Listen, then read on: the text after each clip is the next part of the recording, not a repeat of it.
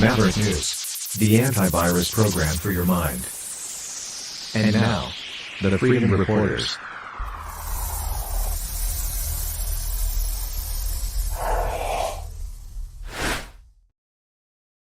Good evening, everyone. We have so much to talk about tonight.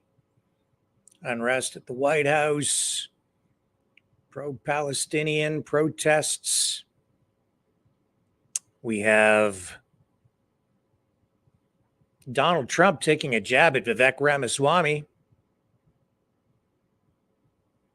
That is unexpected by some, but not a big surprise to me. Saying, I like this guy, Ramaswamy. I like everything he's saying, but if you go back and you listen to what I was saying, I said, there's something else going on with him. I can't quite figure it out, but something seems off. And indeed, tonight, Trump is calling Ramaswamy deceitful. We'll show you why later in the broadcast. Also, tax hikes all across the country.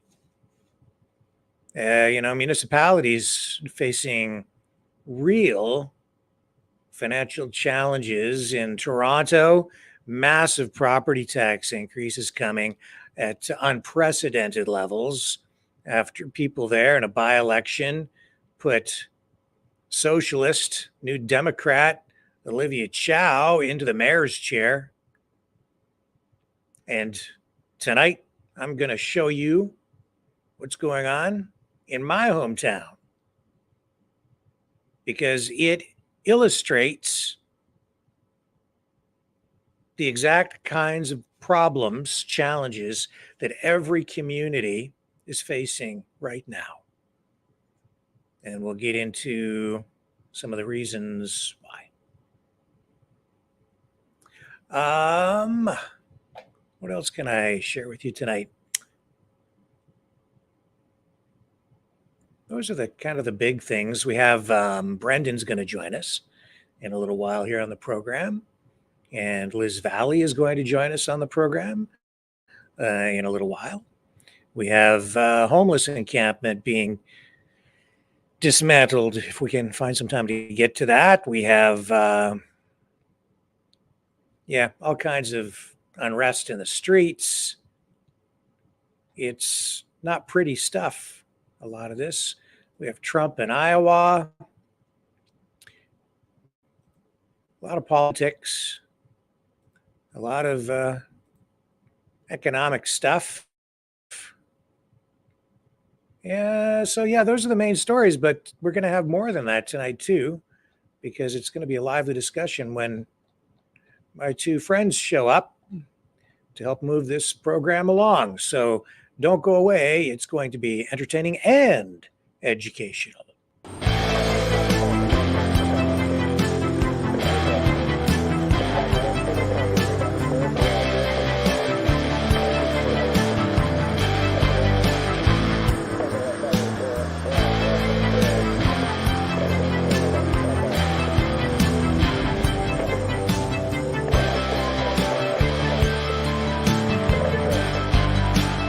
Maverick News. Fighting for freedom. All right, so let's take a look at this first. We have Trump supporters in Iowa lined up, just itching to get a glimpse of Trump. And they're there to vote tomorrow. Primaries kicking off. The whole world is watching in Iowa, and here's what it looks like. People are lined up to see President. So people are already lined up. It is freezing cold here. It's at noon. It's 8:30 in the morning right now. You can see that I literally don't even feel my face so cold, but people lined up to see President Trump. And Iowa. It's Laura Loomer, by the way. Starts at So And it has been a cold day. Trump spoke today.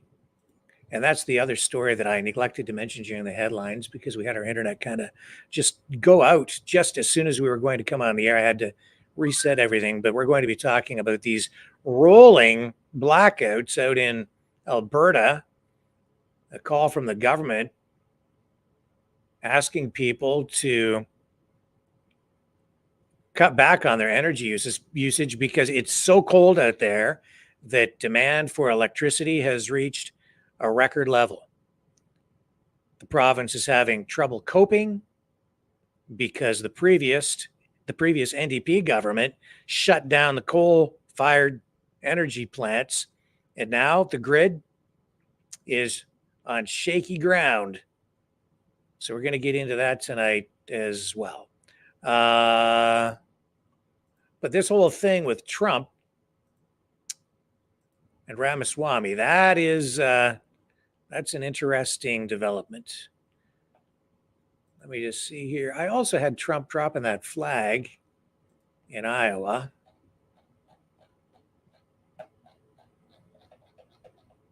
When that internet went out, it just kind of really, really messed things up here.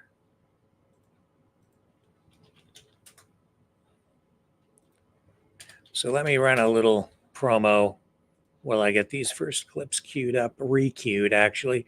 I had all this work pre-done, but when the internet went down at exactly 1 minute to air, everything kind of fell apart. So I'm riding by the seat of my pants. Here we go. Feel the vibrations.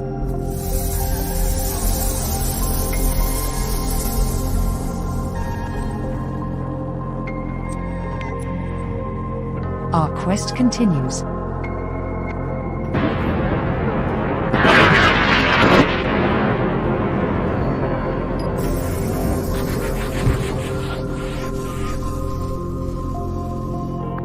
The truth is out there.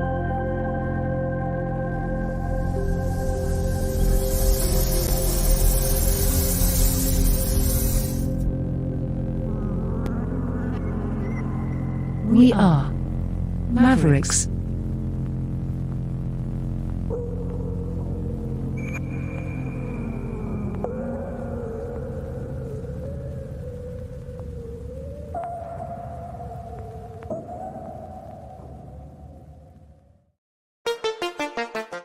The New World Order.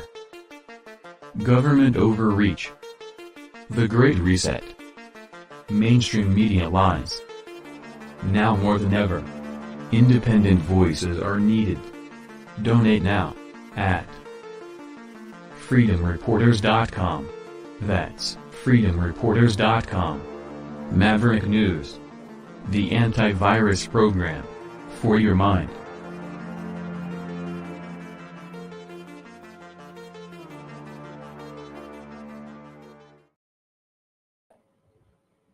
All right, so kicking things off, Trump went to Iowa and he's there, and he literally did kick things off, and this is what it looked like today.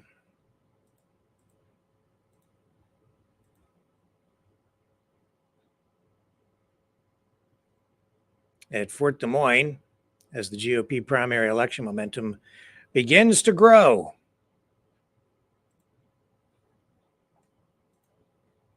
Here he is.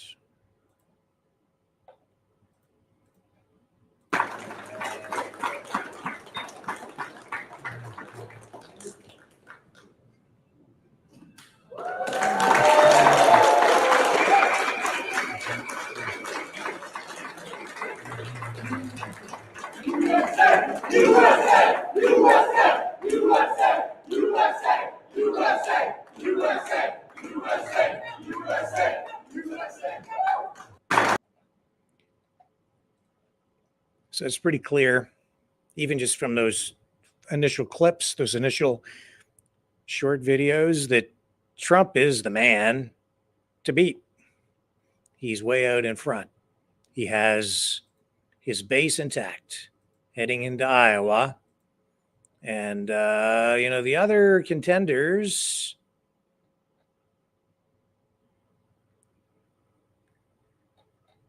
like Nikki Haley and Ron DeSantis, they are way, way back.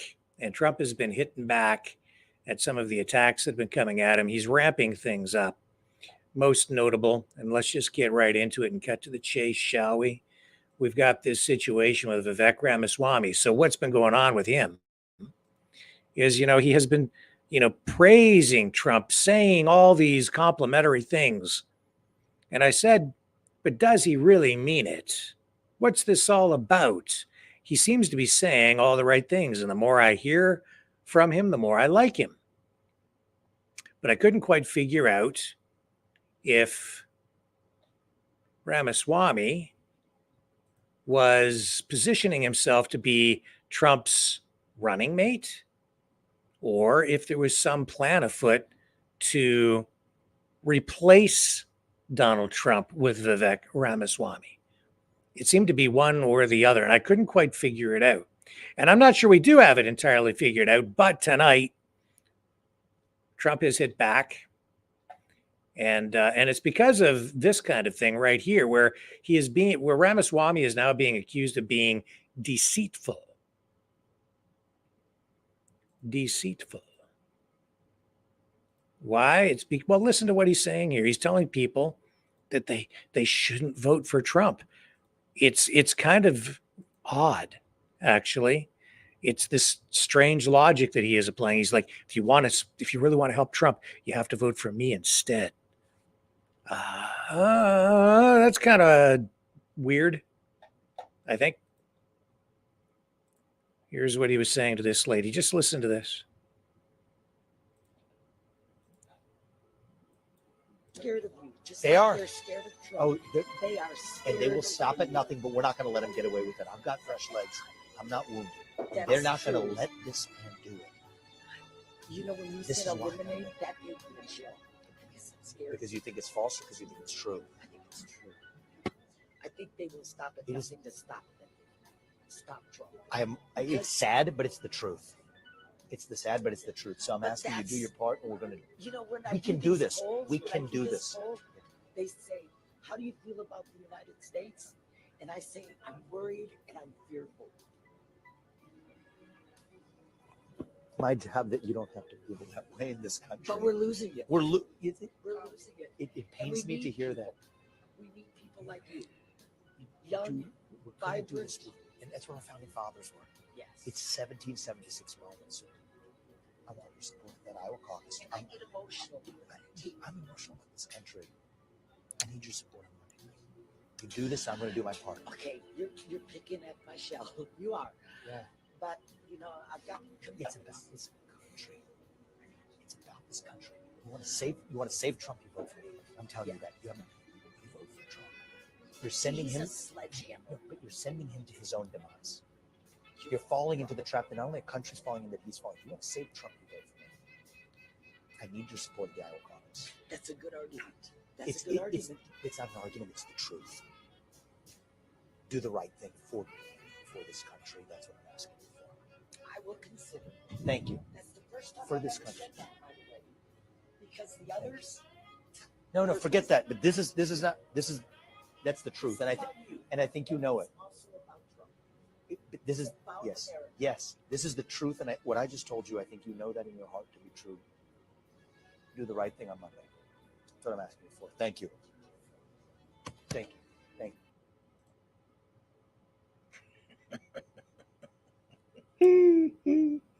Hmm. If you want to support Trump, vote for me. You're sending him to his own demise if you vote for him. What is that? That's not true. I don't think that's true. You know what I think is true? I think that Trump needs the people, his base, his supporters. He needs MAGA as much as MAGA needs him. If that relationship falls apart, especially right now, you'll be sending him to his demise. They might leave him alone, his opponents. the Dems, the deep state, because they might not perceive him as a threat anymore, but I doubt it. Not at this point. I think if he loses the support of his base, if the MAGA movement falls apart, right at this point, they'll be throwing Donald Trump in the slammer and not letting him out for quite a while, because they'll want to make sure that they neutralize the guy for good. He needs your vote more than ever. It's the support of people that will protect Donald Trump, just the way that he says that he's going to support and protect his people. Now, who's being truthful? The public can be fickle. The politicians can lie. People have to decide who's being genuine and sincere. But Vivek, yeah, you know what? I think you kind of took your mask off right there. And that's not sitting well with Trump, who has come back to now, for the very first time, take some shots at Vivek Ramaswamy. And now he's getting some coverage with regard to that in mainstream media and alternative media, all media. Here's Vanity Fair. Donald Trump turns on Vivek Ramaswamy. Don't get duped, he says. With Iowa caucus goers getting ready to head to the polls Monday, former President Donald Trump lashed out for the very first time at biotech entrepreneur turned GOP candidate Vivek Ramaswamy.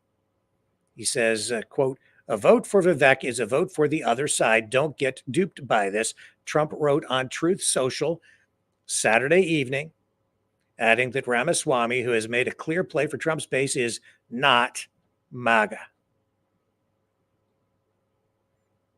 And it goes on and says, though Ramaswamy has lavished praise on Trump throughout the campaign season, the GOP frontrunner said the support was a deceitful and sly campaign trick.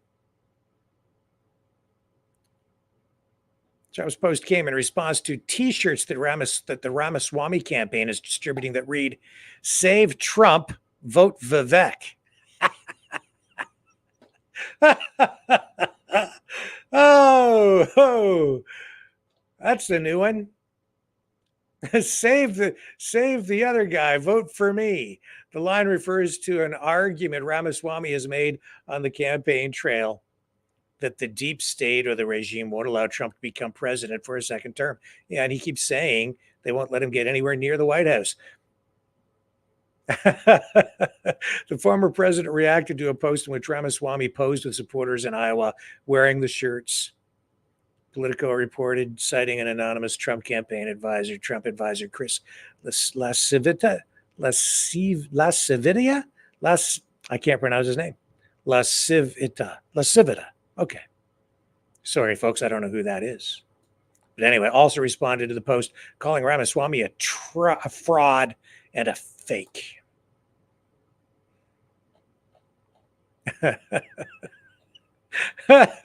Save Trump, vote Vivek. Oh, that's a new trick. That's a pretty good one. I like it. Here's the Truth Social post. I'll show you. Politics. What a dirty game. It's a blood sport. Here we are. Let's take a look at this, shall we? Right there. Okay, it says Vivek started his campaign. This is Donald Trump's post. Vivek started his campaign as a great supporter. Quote, "The best president in generations," etc. Unfortunately, now all he does is disguise his support in the form of deceitful campaign tricks. Very sly, but a vote for Vivek is a vote for the other side. Don't get duped by this.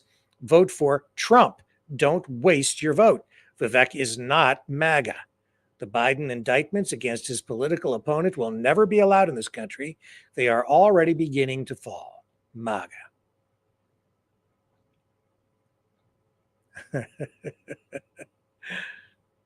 Yeah, and I'll tell you, the MAGA base is passionate, and they have been quick to respond and start calling out Vivek Ramaswamy.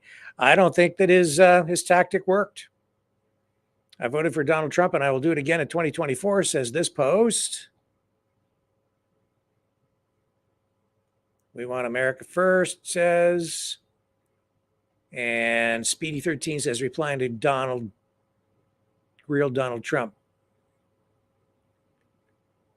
And this says, beware of those who show up out of nowhere saying all the things you want to hear. Mm-hmm.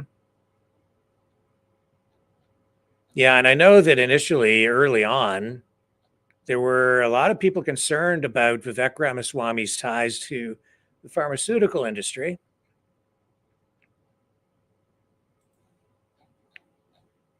But, this is politics. And so while and this is, this is the primaries. So you have, these guys are all competing for the nomination with the Republican Party. So they're all opponents right now. But I'll tell you this, after this is all over, and then you get into the presidential race just between whoever the nominees are, likely Biden and Trump, likely again.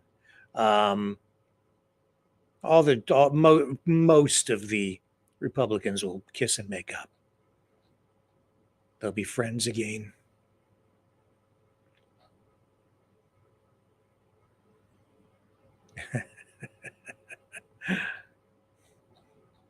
Oh, and there's the snake.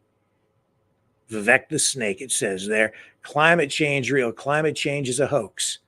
Vivek the snake. I agree with George Soros. I have nothing to do with George Soros. I support mask mandates. I'm against mask mandates. Trump sucks. Trump is greatest. I do biz with China. Ban biz with China. Forked-tongued serpent of truth. And suddenly, Donald Trump's greatest friend, the guy who said that he would take himself off the ballot in states where Trump might be prohibited from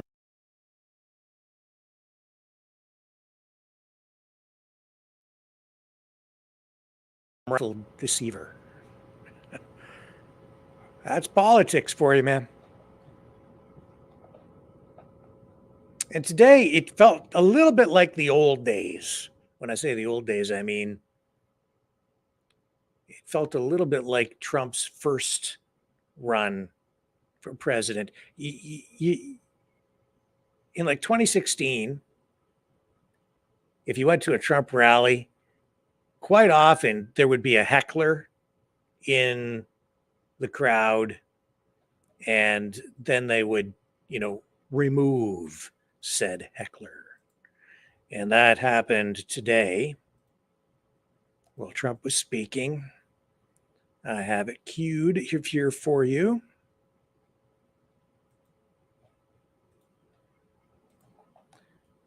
Just to give you a little taste of what went on during just a little while ago in Iowa.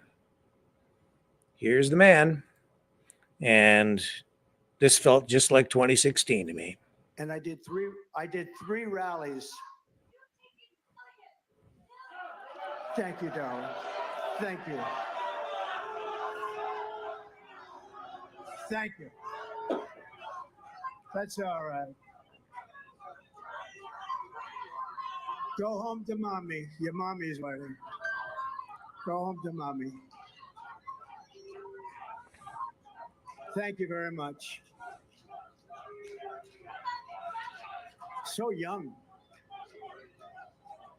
So young.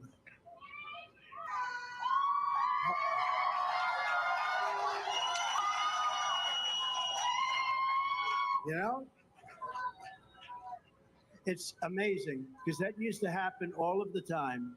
And I don't think it's happened in 2.5 or 3 years. That's the fact. And she's so young, so young. So anyway, so young and immature. Thank you very much. Thank you.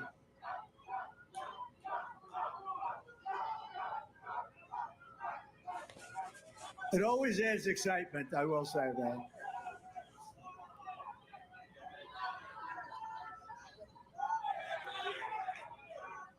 Thank you.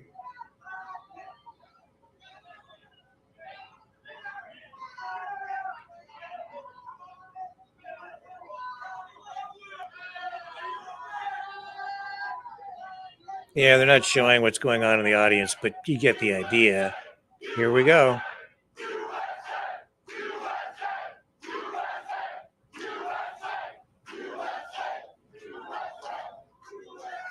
That's all right. That's why we have America. That's okay. But they'll figure it out. You know, they're fighting oil. They're fighting oil. They're basically saying, let's close up our country because if you notice, China's right now building, China is building actually every week a coal-fired plant. And these people are fighting, and you're going to end up with a country that won't be able to compete if you listen to them. But they'll grow up.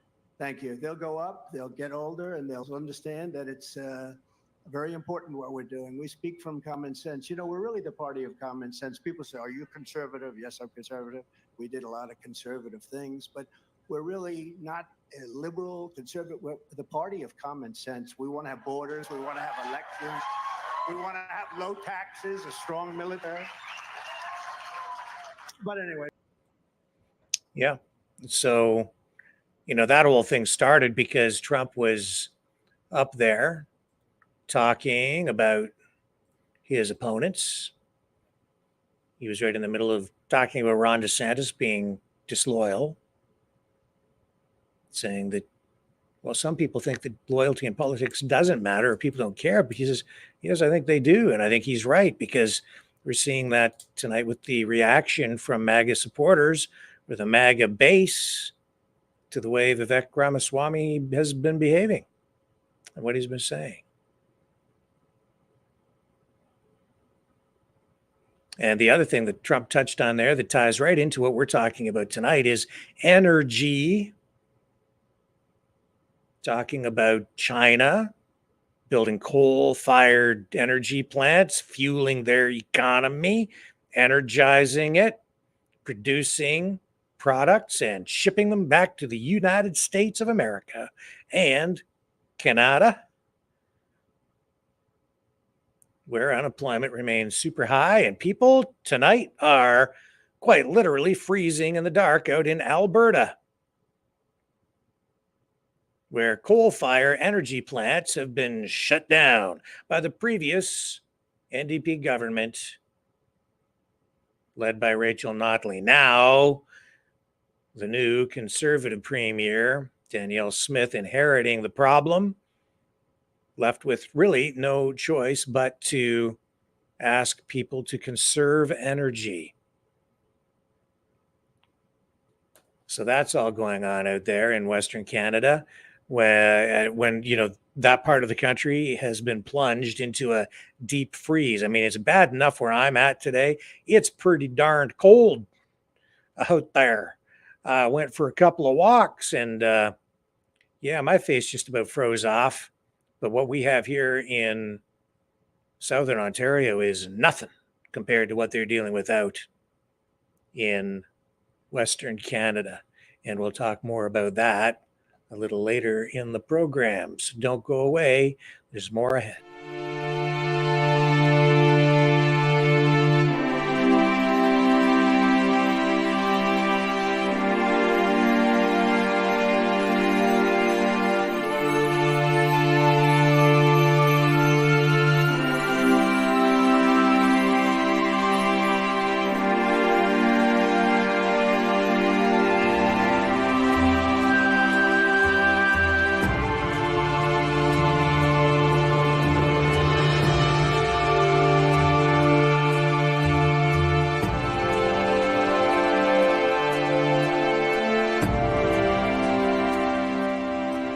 Maverick News.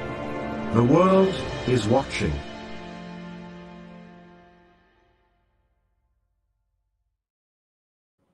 Remember when Trump referred to that country as an asshole? Well, what was that? It was Haiti, right? I think it was Haiti. Yeah. And the media lost their minds in the same way they used to lose their minds when their collective minds when he would have hecklers or protesters evicted from Trump rallies, and they would string those incidents together and portray him as the second coming of Adolf Hitler, world's worst fascist, when indeed, I think the truth is kind of flipped around the other way. But anyway. Well, it's not just foreign countries that he uses that pejorative term for. He also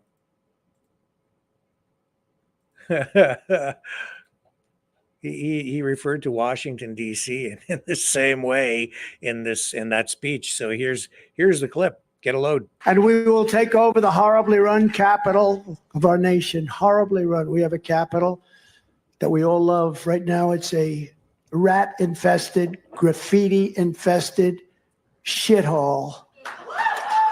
Horrible. And we will. Oh man, that's Donald Trump. That's what I mean, man. That it was like back to 2016. So I think he's kind of pushing the right buttons that way, because I think his base likes that.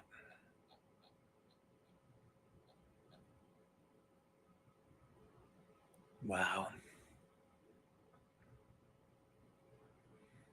Wow. And here's somebody else taking a pot shot at him. I'm going to run this clip of Marco Rubio mocking Trump,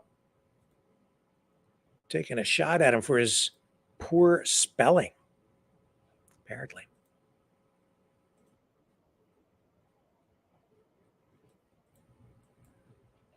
All right, you ready for this? I don't know. I just found this one on the fly just now, but let's listen. And once a choker, always a choker. I guess that's what he meant to say. He spelled choker, C-H-O-K-E-R, choker. He called me Mr. Meltdown. Let me tell you something. Last night in the debate during one of the breaks, two of the breaks, he went backstage. He was having a meltdown. That's an old clip. First, he had this little makeup thing applying like makeup around his mustache because he had one of those sweat mustaches. Then he asked for a full-length mirror. I don't know why, because the podium goes up to here, but he wanted a full-length mirror. Maybe to make sure his pants weren't wet. I don't know.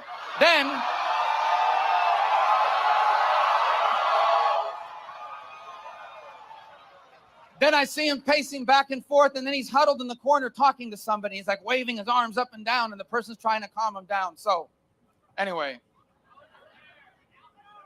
But I'm a choker. All right. Okay, that's enough. That's enough.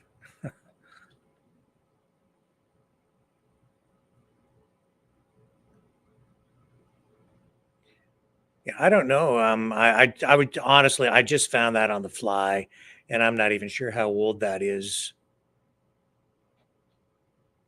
But anyway, and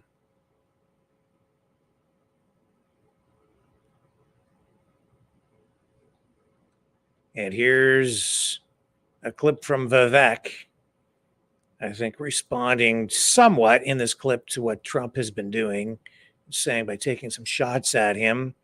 Let's pick this. Okay, yeah, and I know that he's going to talk about pipelines and oil, and I think that is at the heart of a lot of what's going on in politics right now. Don't just follow the money, follow the oil. They've been lobbied by special interests who want that pipeline built.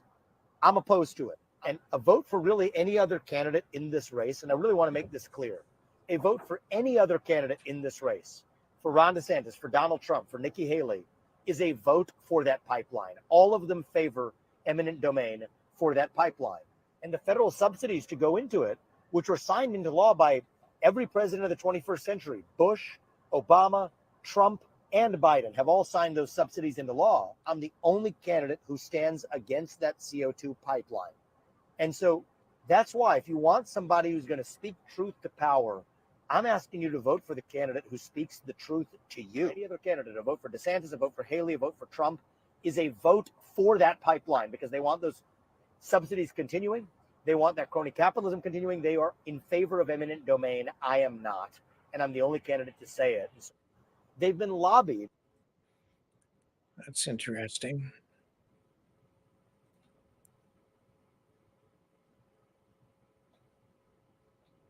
That's very interesting. Let me just pull out of this for a second because there's something more to that, and that's not just about a regular oil pipeline he's making reference to, and I found that one on the fly just now too. So hang tough. I'm going to come back on the other side, and might be able to clarify something. Fighting the Great Reset by leading the Great Resistance.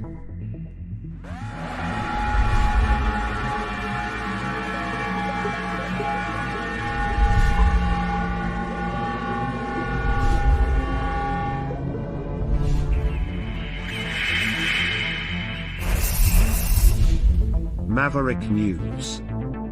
The antivirus programs for your mind.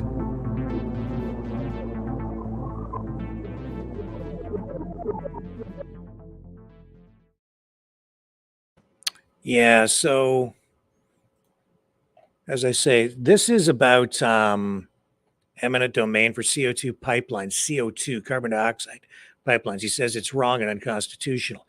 I know that these CO2 pipelines are controversial. Here's, and because they're in Iowa, here's an article out of the Des Moines Register with regard to that particular issue. It says Vivkek Ramaswamy, eminent domain for CO2 pipelines is wrong and unconstitutional. Climate change fanatics revel in predicting that catastrophic weather events will destroy crops and hurt farmers, but bad climate change policies are now literally in the backyards of Iowa farmers. I've met Iowa farmers whose private property is about to be seized via eminent domain for a carbon capture pipeline driven by federal subsidies that enjoy bipartisan support. President Joe Biden expanded these federal subsidies previously signed into law. Blah, blah, blah, blah, blah. You just heard him say all about that, who all the other presidents signed. The Supreme Court's most significant pronouncement on this issue, Kelo versus City of New London. This is like heavy duty stuff because, and it's the kind of stuff that really doesn't get enough attention. This is about energy. It's about oil. It's about new technologies being used to mitigate carbon emissions, carbon dioxide, into the atmosphere. And that's what these CO2 pipelines are about. And of course, when you're building pipelines, you, in many cases, have to take those pipelines across privately owned land, and then the government will step in to expropriate land or take measures to ram these projects through where private property owners don't want them, or through First Nations lands where they have environmental concerns or other issues, or they want money or whatever it is that might be a sticking point for some of these folks. Pipelines, the Keystone pipeline, these are big issues.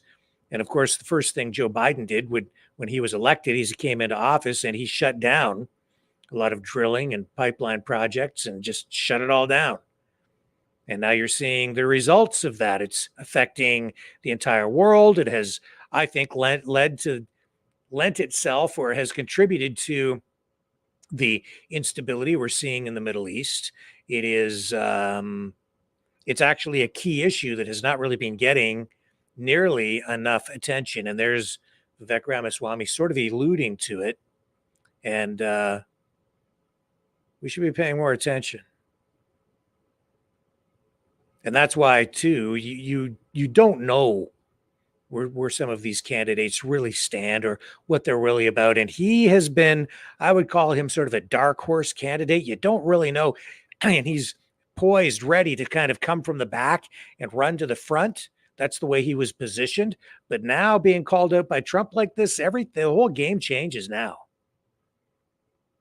And these references to the pipeline, that says to me there's big oil money involved on probably all sides, playing, having some influence over the way things are rolling out here. So yeah, man, keep a close eye on all this. This here is gonna develop and evolve in, I think, some unexpected ways. I think Ramaswamy may have shot himself in the foot, though.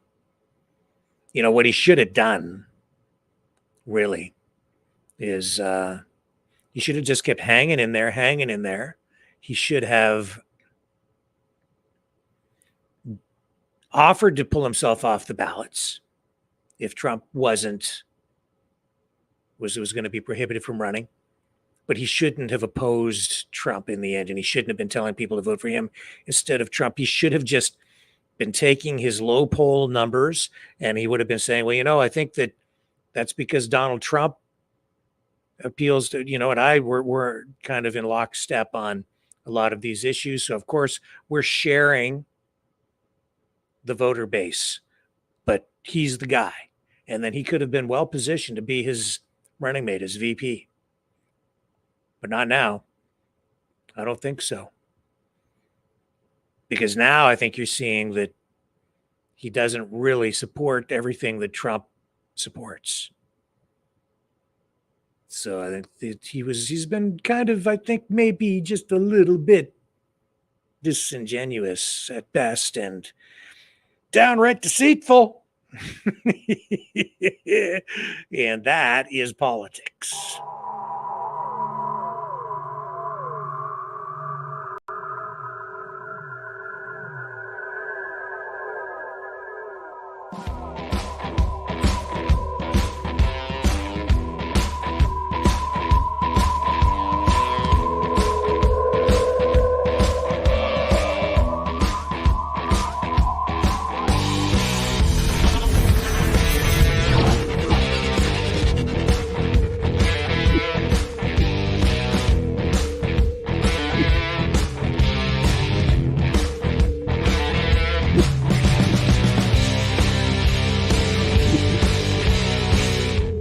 Maverick News. The world is watching.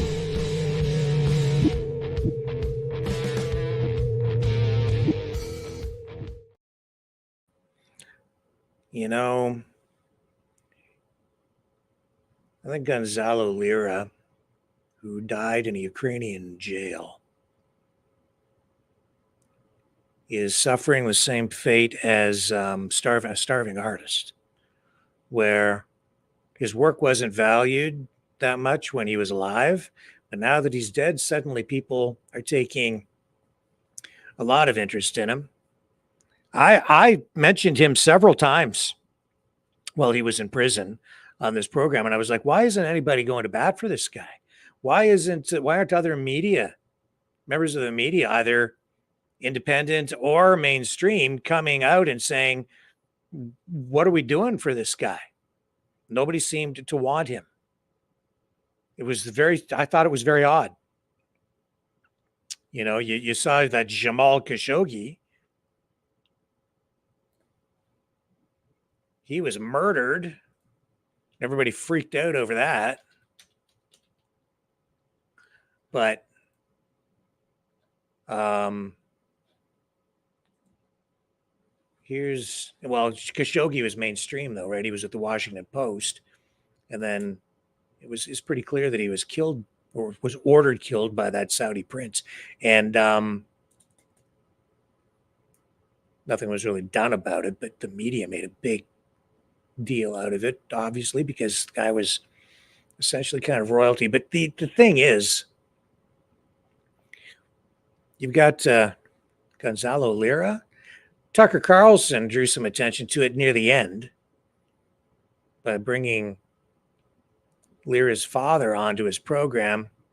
But now that he's dead, suddenly people are very interested, and they're using his death to, make real accusations against the Biden administration, saying that they allowed Gonzalo Lira to be tortured and killed in jail. And now everybody seems concerned about it. It's the strangest thing. But here's a clip of Gonzalo Lira. And I think when you listen to this, you can maybe understand why Joe Biden was not going to help this guy. The thing and maybe because he was an independent journalist, the MSM just didn't care about this guy. I don't know why the other independent media types didn't do more to draw attention to his incarceration. But listen to what he had to say. And this is an old clip, obviously. But this, I think, kind of lays it out and shows you why Joe Biden was no big fan and didn't lift a finger to help Gonzalo Lira while he was in a Ukrainian jail. Zelensky and Hunter Biden have a great deal in common, and you should be aware of it. You see, Zelensky, the president of Ukraine, well, the cokehead of Kiev, because he is a cokehead, the cokehead of Kiev is actually a manufactured political figure. He was manufactured by Ukrainian Israeli Cypriot oligarch called Igor Kolomoisky. Now, Igor Kolomoisky was the man who owns 1+1 Media here in Ukraine. And 1+1 Media is the company that financed and produced the TV show Servant of the People. And Servant of the People hired Zelensky, a well-known actor in Ukraine, an actor with zero political experience or even any political interest. Well, they hired him to play the role of the president in this show, Servant of the People. Now, Servant of the People had huge ratings, but a lot of people say that it was really weird, the amount of propaganda and PR that was done for the show. It was disproportionate to any other show of any channel. The amount of PR, positive press, and all the rest of it, it was really pushed on the people. Some people say it was completely astroturfed. Some people who know how to speak Ukrainian and who have watched the show have told me that it's a mildly enjoyable show, but no big deal. But anyway, the show was hugely popular. And it ran from 2015 to 2018. And almost seamlessly, Kolomoisky, the oligarch, created a party called Servant of the People, same name as the TV show. And their candidate was Zelensky, a man with no previous political experience and indeed no previous political interest. And Kolomoisky financed Zelensky to the point that Zelensky today is a billionaire. How many actors do you know are billionaires? I mean, I don't think that Tom Cruise is a billionaire, and he's the most successful actor in the world, if he's just an actor. Zelensky is more than just an actor. He's the finger puppet of Kolomoisky, this oligarch. And do you know who Kolomoisky also financed to the tune of $50,000 a month, plus additional benefits of different sorts? Hunter Biden. Yes. In 2014, Burisma, the Ukrainian oil company, gas company, hired Hunter Biden to be on its board of directors to the tune of $50,000 a month. Who do you think controls Burisma? Kolomoisky, the same guy who manufactured Zelensky as president of Ukraine. Yeah, I bet you didn't know that. Zelensky and Hunter Biden are spiritual cousins. They are bankrolled by the same guy. It's funny because both of them have drug addictions, pretty serious ones. Both of them get their money from Kolomoisky, and both of them are intimately involved in Ukraine. But here's the difference, of course. Zelensky doesn't have a dad who's president of the United States, now does he? Why do you think the White House, the United States, is freaking out so badly over Ukraine. In Ukraine, there are all kinds of secrets. In Ukraine, well, see, the more unsavory people in the Washington establishment have used Ukraine as their private piggy bank to the detriment of the Ukrainian people. They have financially raped Ukraine, stripping it of monies and assets needed by the people of Ukraine. And this is part of the reason that Ukraine is one of the poorest countries in Europe, if not the poorest country in Europe, because of the corruption, because of how Westerners have exploited it, Western politicians have exploited it. Hunter Biden, $50,000 a month. And you say to yourself, well, $50,000 isn't that much. Yeah, but $50,000 a year is the median household income in the United States. In Ukraine, a much poorer country, $50,000 a year would easily solve the problems of a good 4 or 5 families in Ukraine, the financial problems of those 4 or 5 families in Ukraine for a year. And Hunter Biden was getting that money per month just for himself. Although, of course, in the Hunter Biden emails, there's talk that seems to be true that the old man would get a 10% kickback of whatever Hunter Biden was getting. And that was in the laptop. Oh, yeah. Look it up. You don't have to take my word for it. You don't have to take my word for any of what I'm telling you. Look it up yourself and you'll find it. It's very easy to find. Kolomoisky, the Ukrainian-Israeli Cypriot oligarch, was financing Zelensky, was financing Joe Biden. God alone knows who else he was financing. And he was just one. There's a whole rotten bunch of these people here in Ukraine. And they were all busy paying off the West so that they could carry on their little evil deeds and whatnot. If you want to know why the West is freaking out over Ukraine, you have to understand that they are all terrified that the truth will come out in Ukraine. And there you have it. Gonzalo Lira.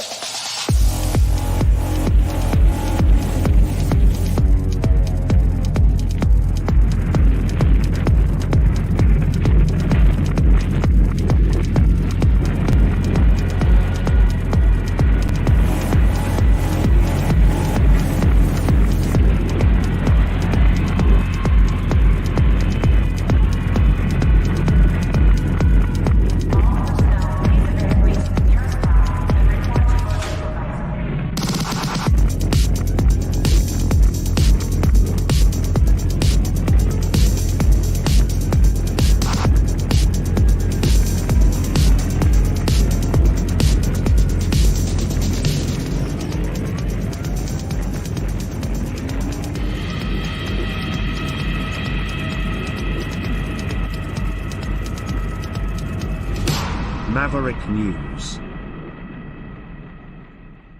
The world is watching.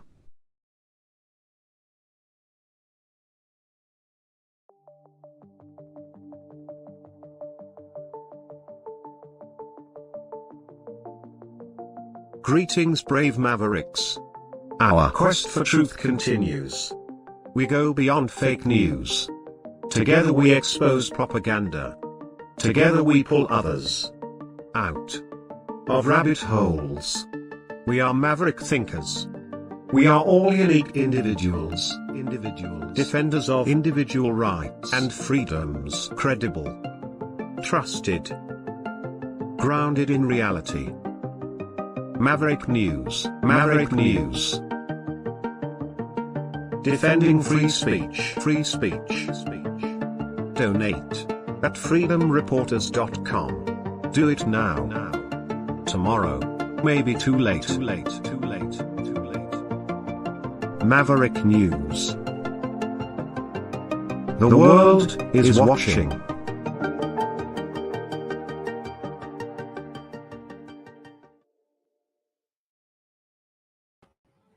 Okay, let's bring him in. Here's the man. Hey, back for round 2. Hey, how are ya? I'm great. How are you? Not too bad. Are you It's- staying warm? It's a frigid, frosty day today. I have my high carbon output heating source going at full capacity today. We have the wood stove just blaring away. I like wood stoves. They feel organic to me. They feel real and And you- comforting. You can take your carbon tax incentive from the federal government of Canada and you could buy a cord of wood. There you go. And that would just make Justin Trudeau's head explode. Exactly. I love it. Yeah. It's a great idea. My dad has a wood stove and I love that thing. I just do. It just feels right somehow to heat your house like that. It just feels, electric heat. It does the job, I guess, but you know what I mean? It feels synthetic. Yeah. You know what I mean? Yeah. And my grandfather, he's 89 and he's still running the wood stove. Yeah. He's crazy about it. Yeah, Can't my stop him. My dad's 93. He goes out, he chops wood, he's cutting down trees, and yeah, just no tree is safe when my dad is around. And they are freezing out in Alberta tonight. Let me just pull up this information here. Even mainstream media taking real note of this because they've got an energy problem out in Alberta where they are asking people to conserve energy. They can't keep up. They have unprecedented demand tonight and yesterday. It's so cold that it's reaching record levels of demand for electricity. All that while, the reason they're having such trouble is because they shut down the coal-fired electricity plants when the previous government, the NDP, socialists under Rachel Notley, were in power. Here, let me just show you this. We'll get the latest info here on this. Here's a CTV reference to it, but everybody's talking about it. Every megawatt matters. Albertans respond quickly to emergency electricity alert. Albertans did the right thing Saturday night, unplugging enough that the provincial power grid was able to avoid resorting to a series of rotating power outages on a night when the wind chill readings across the province threatened to drop to minus 50 degrees Celsius. Minus 50 degrees. Oh my. Is that wicked or what? That is cold. I've only experienced that cold once in my life, and it's currently negative 35 in Edmonton. Oh my God. What is it here where I'm living? It is, over Christmas, people were complaining. It's not cold enough and we don't have any snow. I was like, no, it's fine. It's fine. Because right now it is not. What is the temperature? It's like negative 12 or something. Yeah. What is it saying here? This can't be right. 4 degrees. Oh, that would be Fahrenheit. Okay. You old timers and your Fahrenheit. Yeah. It's a whopping negative 12. Minus 15 here. We got you beat. Oh. You guys deserve it. Yeah, it's frigid, man. My dog doesn't mind, but I do. It's pretty frosty. So yeah, they issued this emergency alert. And this I hope is a wake up call for people because they're literally almost freezing in the dark out in Alberta. Here you have an oil rich province, right? This is the province in Canada that has the majority of the oil resources, energy, natural gas, which the government has basically gone to war against. They don't want it to be, they don't want it pumped out of the ground. They don't want it used. They want to leave it there. Meanwhile, you've got the people are paying exorbitant rates for energy, and now they can barely heat their homes and keep the lights on. This is what I think the term that best fits this, and maybe you would agree, is this is called throwing the baby out with the bathwater. It's like, Yeah. well, I mean, we'll just get rid of all this infrastructure. It doesn't really matter because if we don't get rid of it, we're all going to die, supposedly. Well, this right here, this is literally how people can die. Yeah. If they have blackouts and it's minus 50, people won't be able to heat their homes. It could result in all kinds of property damage.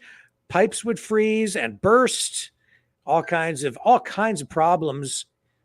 With homes being damaged, elderly people, poor people, and not. Oh my God.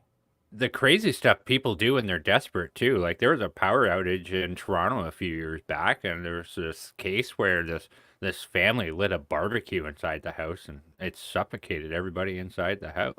And when you're cold and you're desperate, you're gonna do something crazy, or you're gonna do something not thinking with your head straight. Yeah, I covered a story at one point many years ago where people were using like propane heaters inside their house, and there was carbon monoxide that came off, and they died. Yeah, whole family. Terrible, tragic stories that evolve from these things. This is in a modern society with a modern economy, there's no reason we should be in this position. This is the result of radical politics, radical environmentalism. This is insane. And what are they going to do, Brendan, when they finally bring all these electric cars online? That's the big thing, and I think the forefront for that is California. California is doing that already. They've took the baby, the bathwater, the whole bath, and they just threw it away because they have outlawed gas-powered mowers. They've outlawed just about anything that takes fossil fuels that you could think of. That's a lot of stress on the grid when you throw electric cars onto it. The West is so stupid, and meanwhile China has like a million gajillion coal plants. They're like, well, it's nice and warm over here. Yes. And as I've been saying, these environmental groups, I think if you follow the money, you can find a direct link back to Middle Eastern countries, oil-producing countries that don't want energy produced here because they want to keep us dependent on the oil over there. When I just ran that clip from Vivek Ramaswamy, he's talking about CO2 pipelines, which are carbon capture pipelines, also related to the oil industry. And he's saying that he's against the use of eminent domain in order to get these pipelines built. And so to further explain for our viewers what that means is eminent domain means as they need to put these pipelines through private property, they use eminent domain to force the landowner to sell the property in order to convert it from private use to public use.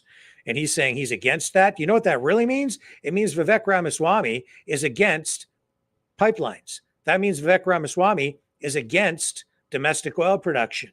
That means that Donald Trump is probably right when he says that Vivek Ramaswamy has been deceitful and is working for the other side, even though he has been saying that he's a great Trump supporter.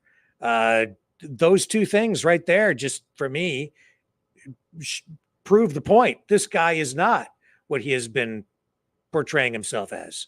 Do you have any thoughts? He's done a number of things with integrity, though. Like when one of the states took him off the ballot, he was like, well, you know what? If this happens, then I'm going to take myself off the ballot. And I think everybody else should do the same. I'm on the team. I'm on the side of this where I think, well, let's take the whole Republican Party and everybody who's running to become the next president. None of these guys have a chance in hell. None of them. Mm-hmm. They never did. It's all show, is what it is. But the dream team, I think, would be Vivkek for VP. That's what I think. I think it's just a big waste of time. Donald Trump is up there in the polls. He's way ahead of them, especially since the day they stuck his mugshot out there. That was the moment. That's like those rapper guys who get arrested and then it boosts up their street cred. Yeah. You know what I mean? Yeah, that's Donald Trump now has street cred. Everybody's up for that. These guys don't have a chance in hell. Yeah. No, you're right about that. I do agree with that. I don't think that they stand a chance against him. I mean, if Trump is disqualified from running because of these legal challenges, then yes, somebody else will step in. But I don't think that's going to happen as long as he has the support of his base and he can, and he can win the nomination. He'll be the nominee. I don't think that the lawfare is going to work against him myself, but we shall see. It's working to his favor. It's working in his favor. Yeah. But I've been saying, I like everything Vivek has been saying. He seems like a great running mate and all of these things. But I said, there's something doesn't feel right. There's something else going on with this guy. And now just today, within the last 24 hours, we're seeing Trump come out and hammer on Vivek, because I don't know if did you see the clip? I know that you were coming in and you'd been working and couldn't get in, but did you see the clip where Vivek was telling that woman not to vote for Trump? To save Trump, you have to vote for Vivek. And he's got these T-shirts now that say, "Save Trump, vote for Vivek." Well, of course he's going to do that. And where did I learn this quote from? None other than Rick Walker. Politics is a blood sport. Yeah, that's right. That's exactly. Is he going to? There is going to be deceit. He's in the race to be the president of the United States. Do you think him and Trump are going to be like, "Oh, I'm sorry about that, but don't worry about it. It's okay"? Of course, Donald Trump is going to. He's going to be out there. That's what you got to do with Trump. It's funny, though. I think some of this is actually funny. It is hilarious. I see Chris is waiting in the wings here. Let's see if she's ready to join us to talk about what's going on in Alberta. Are you there, Chris? Or are you is that just your icon? I'm here. Awesome. Are you going to turn your camera on or just audio? As soon as I figure out how to, I'm new to this. Give me a minute here. Push the button. There you are. Hello. How's everybody tonight? Excellent. I appreciate you joining us on the program because we're talking about how frosty it is out there where you're living. It's beyond frosty. It's beyond cold. I've been out here 27 years and I can tell you, I've never felt anything like this. It's so cold you can literally see the cold in the air. In the evenings, it's like a fog. Yeah. Just explain to people what part of Alberta you live in. Okay, well, I'm in the eastern part, around the east of Red Deer. So I'm in a smaller town, but it's so bad that people have been plugging their vehicles in, and they're not even starting being plugged in. Our Canadian Tire store yesterday sold 35 batteries. Wow. They're lucky if they sell one once a month. I had to get a boost, and my car was in the garage. I don't have a block heater because my car, when I bought it, the lady had bought it from California. She always parked in an underground heated garage. I never thought about it when I bought the car, only to find out there's no block heater. So I did have to get a boost yesterday. Today it started. It seems to be getting a little bit warmer. I mean, it's minus 37 right now, but I think last night it was minus 52 with the wind chill around 3:30 in the morning. Oh man. So everything's just frozen, right? Like, I mean, even the animals, the wild animals, we have birds, you can see them huddled together near houses where the heat's coming out to try to keep warm. Here's a little tip for you that might save you and be an easy fix. If you can get a battery blanket Okay. instead of a block heater, and it's just it's like an electric heater blanket thing that just wraps around your car battery. And you Right. just plug that in, and that keeps your battery warm. And that way your battery doesn't go dead. Because it's not subjected to the cold. Oh, Right. okay. Yeah. I'll look into that. I'm thinking I should probably get a new battery though, because mine's over 5 years old already. So, Oh, yeah. but it's been brutal. I had a new great grandbaby born last Tuesday, and I haven't even been able to get to the Red Deer. He's home now, but I wasn't even able to get to Red Deer to see him with the snow and the cold. And I mean, babies always come. So tell us about that new addition to the family. Well, he's doing really well. He was 6.9. He was actually due February the 5th. They were going to induce her on January the 21st, but he decided last Tuesday during the snowstorm and the cold that he wanted to get born. So by the time they got to Red Deer, it was 6 p.m. and he was born by 11:30. Wow. And I just got a picture tonight from my son, where my oldest grandson, who's 9, is sitting actually feeding him tonight. So I think that made my day. And as far as these power grids, we have another alert for tonight. Yeah. We had one last night where the emergency system went off on our phones. Oh, wow. The trouble is that, I mean, they're telling you unplug your cars, don't use your appliances, turn off lights you're not using, and don't plug in and don't charge your EV vehicles. Now, what's going to happen when we all go to EV vehicles? Right. Yeah. I've never seen emergency alerts out here. Then, of course, you get the, how that goes rampant when something is posted, and then the non-believers they run wild with the stories. Yeah. Yep. So a lot of people are going, oh, no, this is just a fear-mongering tactic. Turn up your stove, turn on your lights, get things going even more. And they don't realize that it's cold. It's the coldest it's been here in over 50 years. And yeah, we are draining the grid. I mean, that has nothing to do with the government. We're getting power from Saskatchewan last night. Yeah. So it's just like everything that happens, you ever notice it's always the government's fault? And I'm like, how is the government even involved with it being this cold? So I was curious about something though, actually. Like, is there a lot of heat that is in Western Canada that's electric? Is like in the main cities, is it all electric heat? Is that what's causing like the big problem here? Because I don't recall any of these alerts happening during this peak summertime where people would be running air conditioners. No, a lot of people, we have natural gas that heats our homes. The apartment buildings some might be electric. Some homes might be electric, but for the most part, most people have natural gas that's heating our homes. But you still have to have the power to get your furnace running. Right. So if the power goes out, the furnaces don't run. Some people, if they're lucky, like you, sir, if you have a wood burning stove, I think every home should have a wood burning stove. I think they're fantastic. I wish I could have one. Absolutely. I mean, they're the best kind of heat. I mean, if the power goes out, you have the heat, you have the light, and you can actually cook something on top because they get hot enough, right? Yeah. Yeah. We put the tea kettle on there. It helps add moisture into the area, into the room, and all that sort of stuff. And you can make a cup of tea, cup of coffee, that sort of stuff.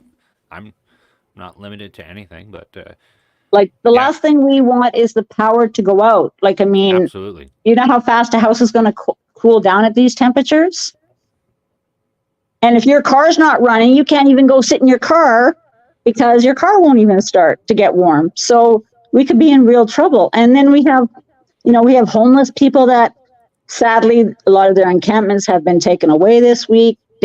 A lot of them don't want to go into shelters for particular reasons. You think of them. I mean, I couldn't even imagine, you go out for 10 minutes and you freeze here. I couldn't imagine sleeping in a tent. My heart goes out to them. It's incredible, It's very sad, and that's a battery blanket for people who don't know what they are. Oh, I see. Okay. Super easy. Oh. You just go out, open your hood, wrap that around your battery, plug it in. It keeps your battery warm.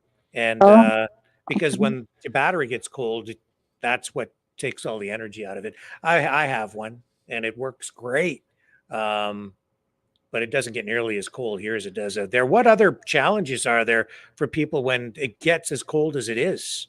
Well, it gets harder for, like seniors that can't get out. So, if you don't have enough food in your house, it's really hard for them to get out. The schools, they've been closed the last few days because it's too cold for the kids to get to school. And the buses, the school buses won't run. I think it was minus 33 or something. They won't even run. Well, they don't even start. It's just challenges. No matter what, like if you say, for instance, if you're driving along and your car breaks down, to get a tow right now, they're saying it's up to, I think it was, the last I heard was 72 hours to get a boost from CM. 72 hours? Yeah, from the, is it CMA or AMA? Or CAA? They had over 10,000 calls between Friday night and Saturday night. And they just can't keep up. So they're telling people, be prepared to wait long waits. If your car doesn't start, you don't get to work. And a couple of restaurants, I heard in Edmonton, their furnaces have gone out and they're putting little space heaters on each table so people will come in to keep warm. Oh, man. And we have one restaurant in Edmonton that actually gives free food. And as soon as they see a homeless person or anybody even waiting at a bus stop, because that's another thing.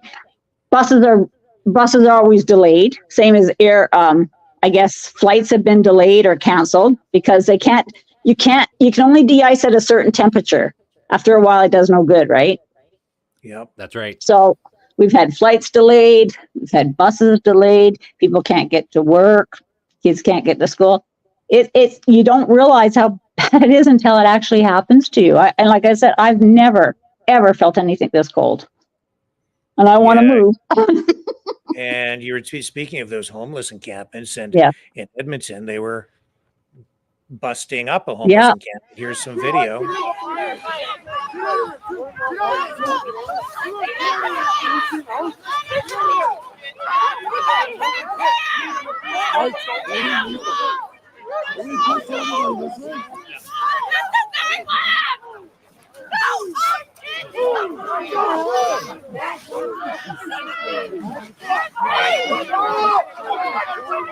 So they're arresting somebody at this point? Yeah, they're just making them move along. I believe his name was Cardinal. He had been in that encampment for a long time. Sorry, Chris, what were you saying? So his name is Cardinal, his last name, and he'd been at this camp for quite a few years. So he's getting arrested because he's standing up saying, I don't want my stuff thrown in the garbage truck that's sitting here. We're not leaving. So because of that, these guys took him down. Someone said they heard a taser. I don't think he was tasered. And then another gentleman got arrested. So this is how they're treating homeless people now in Edmonton. They go in and they just clean them out and throw all the stuff in the garbage, and whatever you can take on your bike, take. The shelters, a lot of them are very unsafe for these people. If they have, if they have all their possessions, they don't want to go into a shelter. I mean, a lot of these people are quite comfortable staying in their tents. I mean, yes, it's dangerous and it's not safe, but I mean, look at this guy. I mean, he's angry. That's his home they're taking.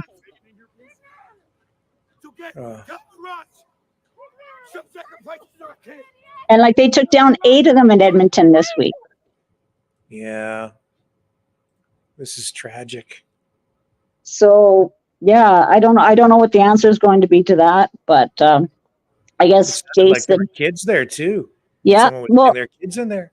yeah, well, there's kids that live in the tents with their families. We have families that people work and they can't afford to live anywhere, so they're in tents with their children. Some people have campers. Oh, they were hauling away campers on them too. They just bring a tow truck and take them out of there. My goodness. So this is what Canada has become, and it's really sad. And Thank so you. many people are so close to losing their homes. You know, like a paycheck away. Yes. Yeah. And you know, like, and we pay, like you were saying, we pay our electricity bills and gas bills out here are really high because we have all these fees. So you might use $10, say, of electricity, but your bill will be $90 because the rest will all be fees. So that's what's happening. People can't pay their bills. Like they're just going, this is ridiculous. Like they're getting $500-$600 bills. So do we eat? Do we pay our bill? Do we pay our rents? This defies logic. You know, Alberta is the energy province. People there should be awash in money. There should be incredible prosperity because there should be oil coming out of the ground to supply Canada with the energy that it needs first. We shouldn't be importing all this oil when we're standing on an ocean of oil. Alberta has the energy. It should be coming out of the ground. It should be, you know, raising the standard of living for everyone out there. But what do we have instead? We have people living in tents. We have people who do have homes who are on the verge of freezing in the dark because the previous government shut down the coal generating electrical plants, right? Yeah. Leaving, you know, not enough infrastructure there, enough generating capacity to supply the grid. So you have to import energy now from the neighboring province in order to keep the lights on and keep the heat on in the middle of winter when it's minus 50, putting people's lives at risk, literally. I mean, if it goes down, people probably will die. Yep. Oh, for sure. I mean, it's just, especially the seniors and the elderly people, if you don't have people, like I have really good neighbors here. So like if I didn't go out to my garage at any point in the day and open it, or if there was no movement, I know that they would come to my door and, you know, like that's the thing they're saying, people go check on your neighbors, make sure they're okay, you know, make sure they have food, make sure they have heat, make sure they have their medicines that they need.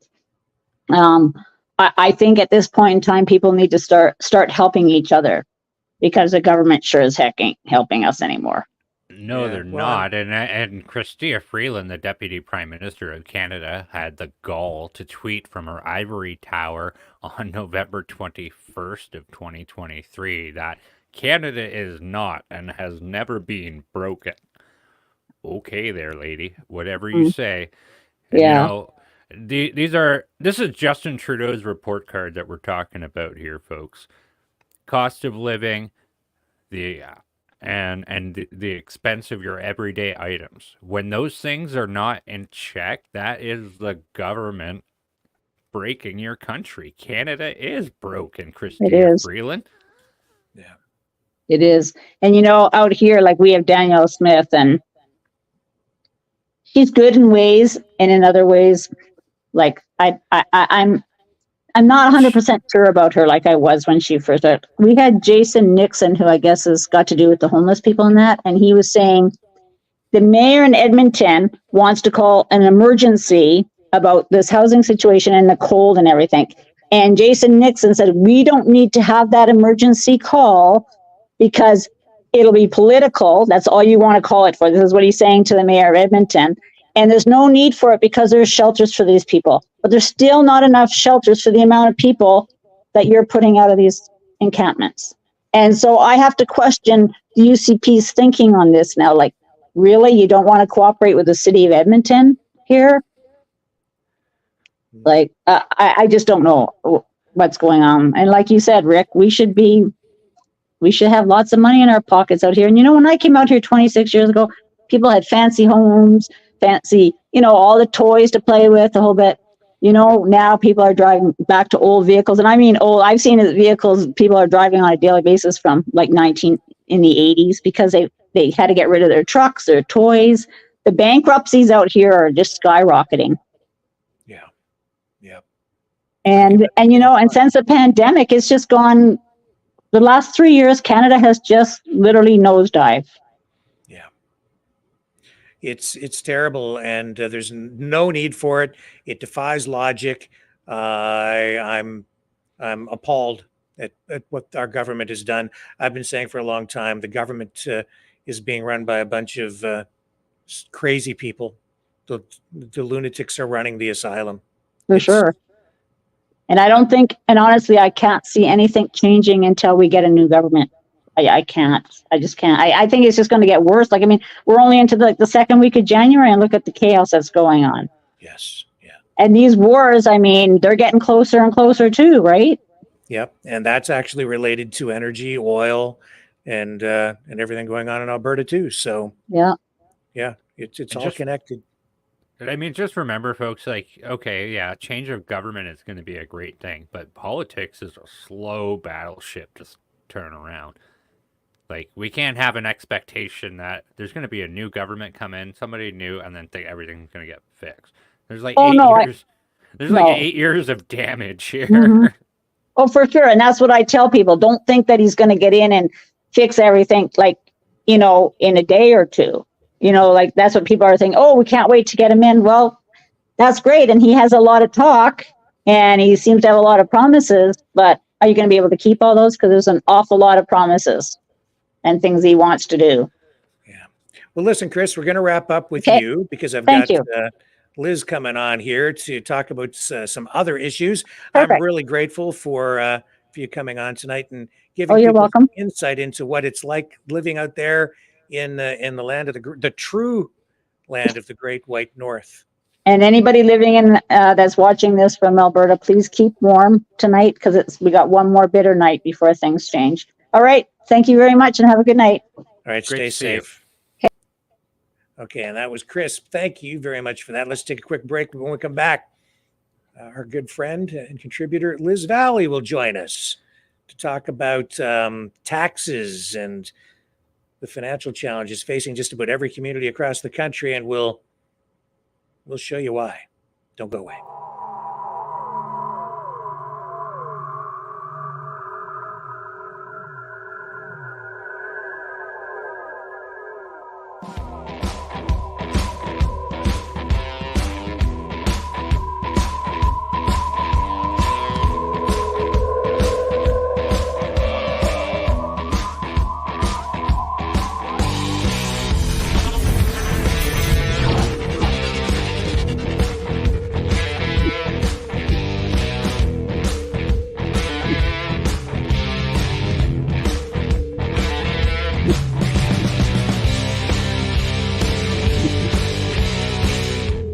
Maverick News. The world is watching.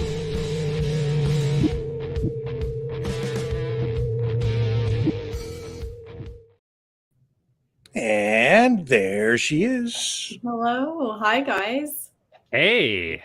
The Three Musketeers reunite. Yeah. Yes. Thanks for coming on tonight, Liz. No problem at all. I'm always thrilled to be here. Yeah, well, it's great to have you. I'm again grateful because there are issues happening in our hometown that I think everybody across the country will be able to relate to because it's all about taxes and what's going on in our downtown, which is something every community is facing challenges with, and what's happening here is just so cliche, I think, almost at this point, that it's worth focusing attention on it, because even though it's a local story, everybody's going to be able to relate what's going on, especially after what we've been seeing. Brendan, up in Toronto with taxes there. Why don't you talk a bit about that? Yeah. Well, I believe Olivia Chow, the mayor of Toronto, is going to be looking at over 10% increase in taxes. I've seen a higher number that seems to be like some kind of negotiation with the federal government saying, if you guys don't give us more money, then we're going to do 15%, which is absolutely insane. Chatham-Kent, Ontario, I believe they're gunning for a 5% tax increase, which is quite high. Am I correct in saying that? I mean, I've been following you for some time in your battle here, Liz. Yeah. So for 2024, it's already been decided. It's 5.53%. So they did budget deliberations and then voted back. I believe it was the date was November 30th was the vote, and so there were 5 councillors that voted no on the proposed budget. The rest of them voted yes to go ahead and do that, and that's where I guess I started my battle. So what I did in response to that, it wasn't so much. It was kind of multifactorial. I think we're all sick of the taxes, right? I think we could all agree on that. Property taxes for Chatham-Kent are one of the highest. It's just astronomical for what we have. The type of community that we're living in, we pay way high taxes. It's just absolutely insane. So when they decided to, I watched the meeting online about the budget deliberations, and there was a councillor who brought forth a motion, which we can talk about. But while they were talking about it and debating it, one of the other councillors had said, well, if you look at the average property taxes and how much this actually adds onto their bill within a year, it's really not that big a deal. And with that attitude, it just struck something in me. I was like, you know what, that's it. I'm so sick of this attitude with bureaucrats, with government officials, like of all levels, right? But this is our local level. These are the people that you live with in your community, and you're trying to say it's not a big deal. It's not up to you to decide it's not a big deal. The way that people are suffering, and like anything can be a big deal. When you have negative amounts of money in your account, anything can be a big deal. And so I didn't think it was an appropriate statement to make. I thought it was very ignorant.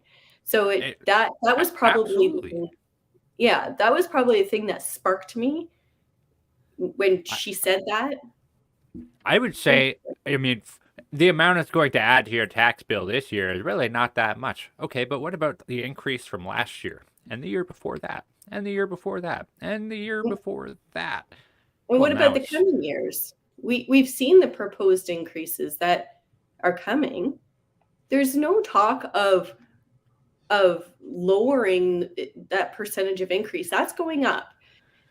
And not only that, there's never talk of not increasing the taxes. There's never talk of lowering the taxes. That is not even on their radar ever. Mm-hmm. So what, we keep playing this game for the rest of our lives? Yeah, there must be places where they can cut spending. I think there has to be a ton of waste in municipal government. 100%. So do you want to talk about the big one that I do? I have video of the new big white elephant that our municipality is about to buy in. And this is something that plays out. I've seen it play out countless times in communities, and it's playing out in this community right now. And be careful, folks, because it is likely to come to your town soon as well. So take it away, Liz, and tell us what we're looking at here. So this is the downtown Chatham Center, and it was the mall. That's what everybody in Chatham would refer to as the mall. The proposal here is to purchase, and I don't know if you guys know, because a lot of people don't know this. It's actually not the entire mall that they're talking about purchasing. It's just the Sears portion. So not this part here. If you follow this camera and turn to the right, so the opposite direction. I don't think I do. I walked down here because I was going to talk to somebody, but on the other side, yeah, that's where the old Sears store is. Yep. So where the Sears store was, that's the proposal, is purchasing that part of the building, and apparently also renting out the roof for solar panels of that building. What? Yeah. Okay. What? Yeah.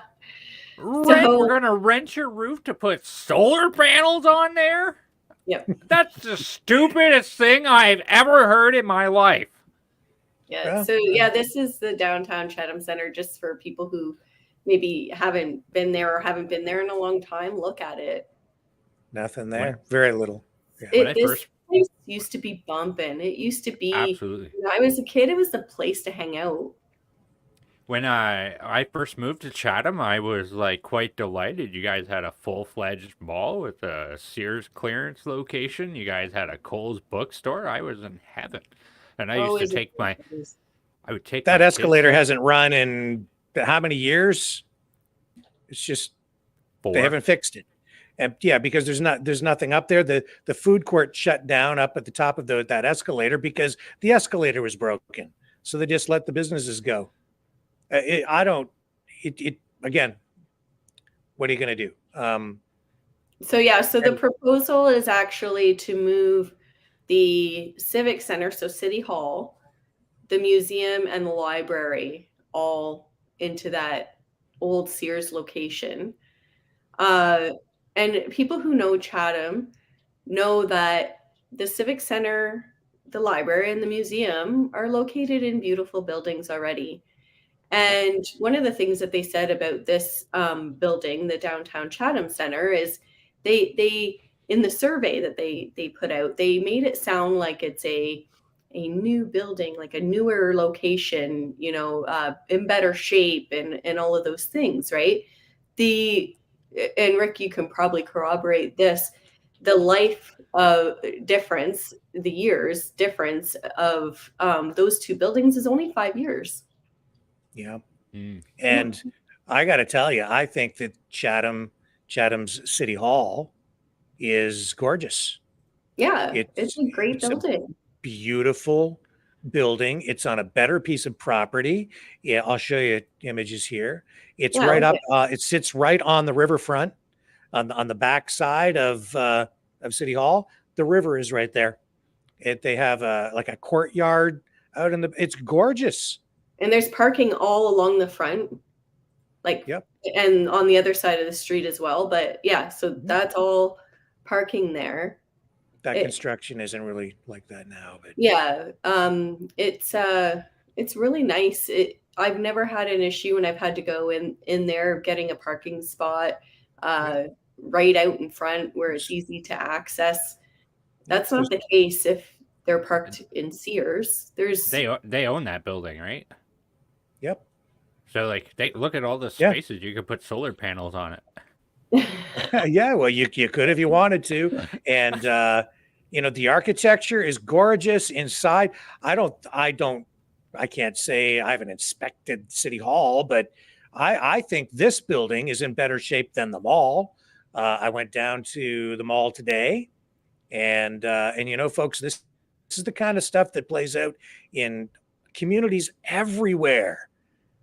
You have to be aware of this stuff and be on alert for it, because this is like, to me, this smells like a bailout for some rich guys who bought a white elephant downtown and promised to do something with it when probably their intent was something other than that. And what's happening now is I think the purchase price for just that portion of the mall, as you indicated, is 2.9 million. But that will just be the beginning. Okay, because here, Liz, this is the parking garage. And I know that the upper level of the parking garage, they've closed it off because I'm told that it's because kids are going up there and doing burnouts and stuff. But I know that if you get up to the top level, the cement is deteriorating up there. And as I'll let you talk a little bit more about this, but I went over and I was looking at the parking lot as well, and a big portion of the parking lot is full of potholes. It needs, to be resurfaced. And this is just me walking in there today, and I've noticed it a few times over the last few months that the parking lot's in terrible shape. And I bet you that roof, regardless of what I was told today by one of the merchants in there, I bet you that roof has to be replaced. This building was constructed in the 1980s. They're not even fixing the escalator. What else haven't they been fixing in that building? And how many times has it changed hands, ownership over the last even decade? And now you have a partnership of 5 guys, and we know who they are, and they've made some contributions to the community, but they've also been given a lot of tax breaks over the years in our town that honestly makes my stomach churn, because they seem to get special treatment. And it feels to me, honestly, and I'm editorializing here, but I think some of these politicians are afraid of them. And when they want to sell this thing for 2.9 mil, just a portion of it, something doesn't seem right to me after they just bought the thing not long ago. This parking lot smells a lot like the Elliott Lake Mall collapse of 2012, which made national headlines because they'd stated that the mall was a solid structure. It had an inspection, but people were always complaining about the roof leaking water. And then at some point, someone parked on top of the parking garage on the roof. Yeah. And a car came through and crushed somebody and killed them. It was quite tragic. Actually, that ended the career of the former premier of Ontario, Dalton McGuinty, because they said they weren't going to rescue the person stuck underneath the rubble. But these things happen. Absolutely. My guess is as well, they probably put a lot more quality into the build over at the Civic Center when they constructed that, because it was a municipal building, than they did into that shopping mall. Because a shopping center, they're not really built to last like 100 years. They're built as an investment to just put retail in there, churn and burn, right? Turn the profit, and they have a life expectancy, and then dump them and get out. And I think this building likely, in my humble opinion, is probably at the end of its life expectancy. And while they're telling the taxpayers that this is a great idea and we're going to revitalize the downtown, this will just be the very beginning of a giant money pit. I think that's what they're buying. Absolutely. I agree with that 100%. Yeah. And even, they want to move the library in, right? Yeah. I mean, you talk about government corruption, folks. You start looking at your hometown, because this kind of crap goes on all the time in community after community. I've seen it over the years as a reporter covering municipal politics. I'm sorry, but I'm getting so old that I just don't give a damn anymore. So I kind of speak my mind. And okay, so let's just here, I'll show you the public library again. I think this public library is a beautiful building, as libraries go. I don't see any need to move it. It may need some maintenance, but I'm a big proponent for fixing up the things that you have and getting real life out of it. And I bet you again that they put a lot of quality into the build of this library when they constructed it. I don't know. The mall was built in the 80s. So, I mean, it's 40 plus years old, 45 probably, going on 50. It was something, Rick, it was something like, I want to say, I want to say by my memory, it was 1983, because I believe the Civic Center was built in 1978, the year I was born. And there's 5 years difference between them. So I believe those are the dates, but I could be off by a year or something like that. Yeah. And I think the library was built in the 60s. There's a cornerstone on the building. It says like 1960 something. Could be, but anytime I've been in the public library, I've never been in that building and thought, wow, this needs to be renovated or this needs to be fixed. It seems to be in really good shape. It's weathered very well. It stood the test of time. It's a nice size. And it's beautiful. It has giant windows out front. It's energy efficient because it lets a lot of natural light in. It's designed that way. I mean, it's it's a much more attractive building than the mall. The mall is designed. It was never designed properly. That mall was designed, as many malls in downtowns are, was designed to prevent people from going out onto the streets to frequent the smaller shops. They have that big brick wall on the main street. It's just a solid brick wall. And why do they do that? So that they keep people in the mall instead of having them come out onto the street. It's done on purpose. It really doesn't serve a downtown that well, other than it becomes a big anchor destination, but it's not that anymore. I understand that people want to revitalize a downtown, but you need to start to think a little bit differently. And I see municipality after municipality, London, Ontario, kind of the same thing with the old mall downtown. They put government stuff in there. They moved part of Fanshawe College into the mall downtown, which, okay, I guess. But I mean, I'd rather see them.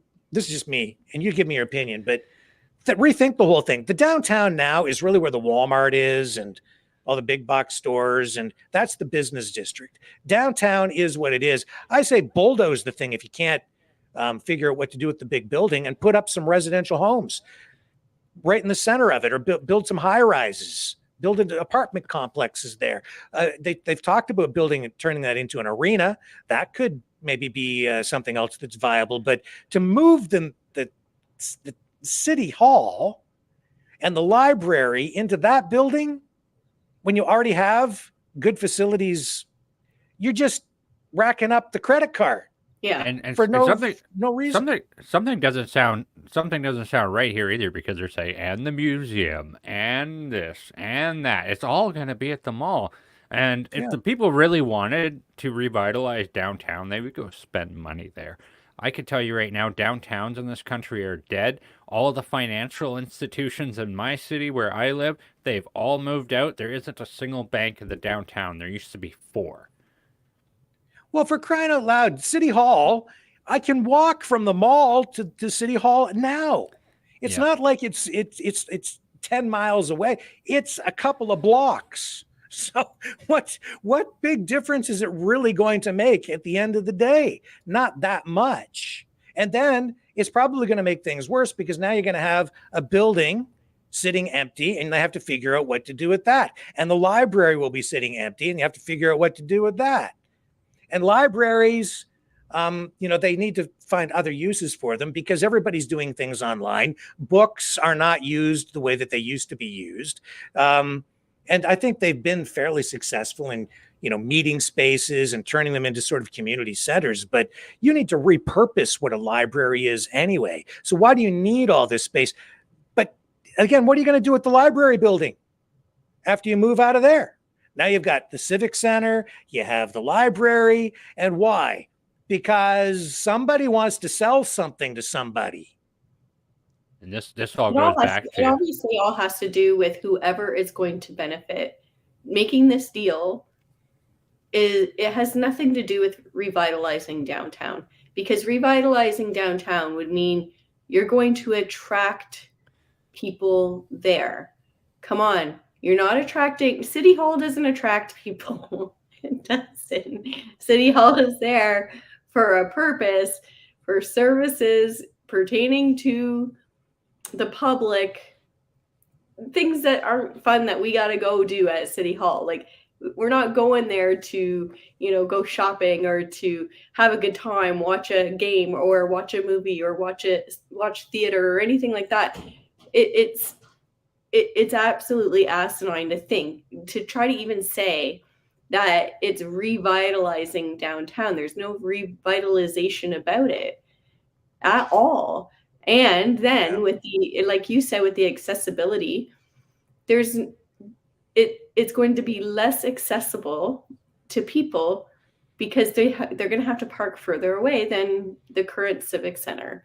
So it just, again, it begs the question: who benefits from this? We kind of know, we already know who benefits from it, but there's got to be a bit more to it that we don't know about. And I think you hit the nail on the head when you start talking about, well, pardon me, what happens to those other buildings? Is there something involved in those other buildings that is part of the deal? Yeah, I'll tell you right now, that property down where the Civic Center sits, that's worth more. Oh, because it's right on the river. That would be a gold mine, really. Yep. Yeah. Riverfront. I'll tell you this too. They'll tell you this. Downtown's designed backwards. It was designed in the early days because the river runs through there. So they would have deliveries for businesses come in on the river on boats, and they would put the stuff up into the stores from the river.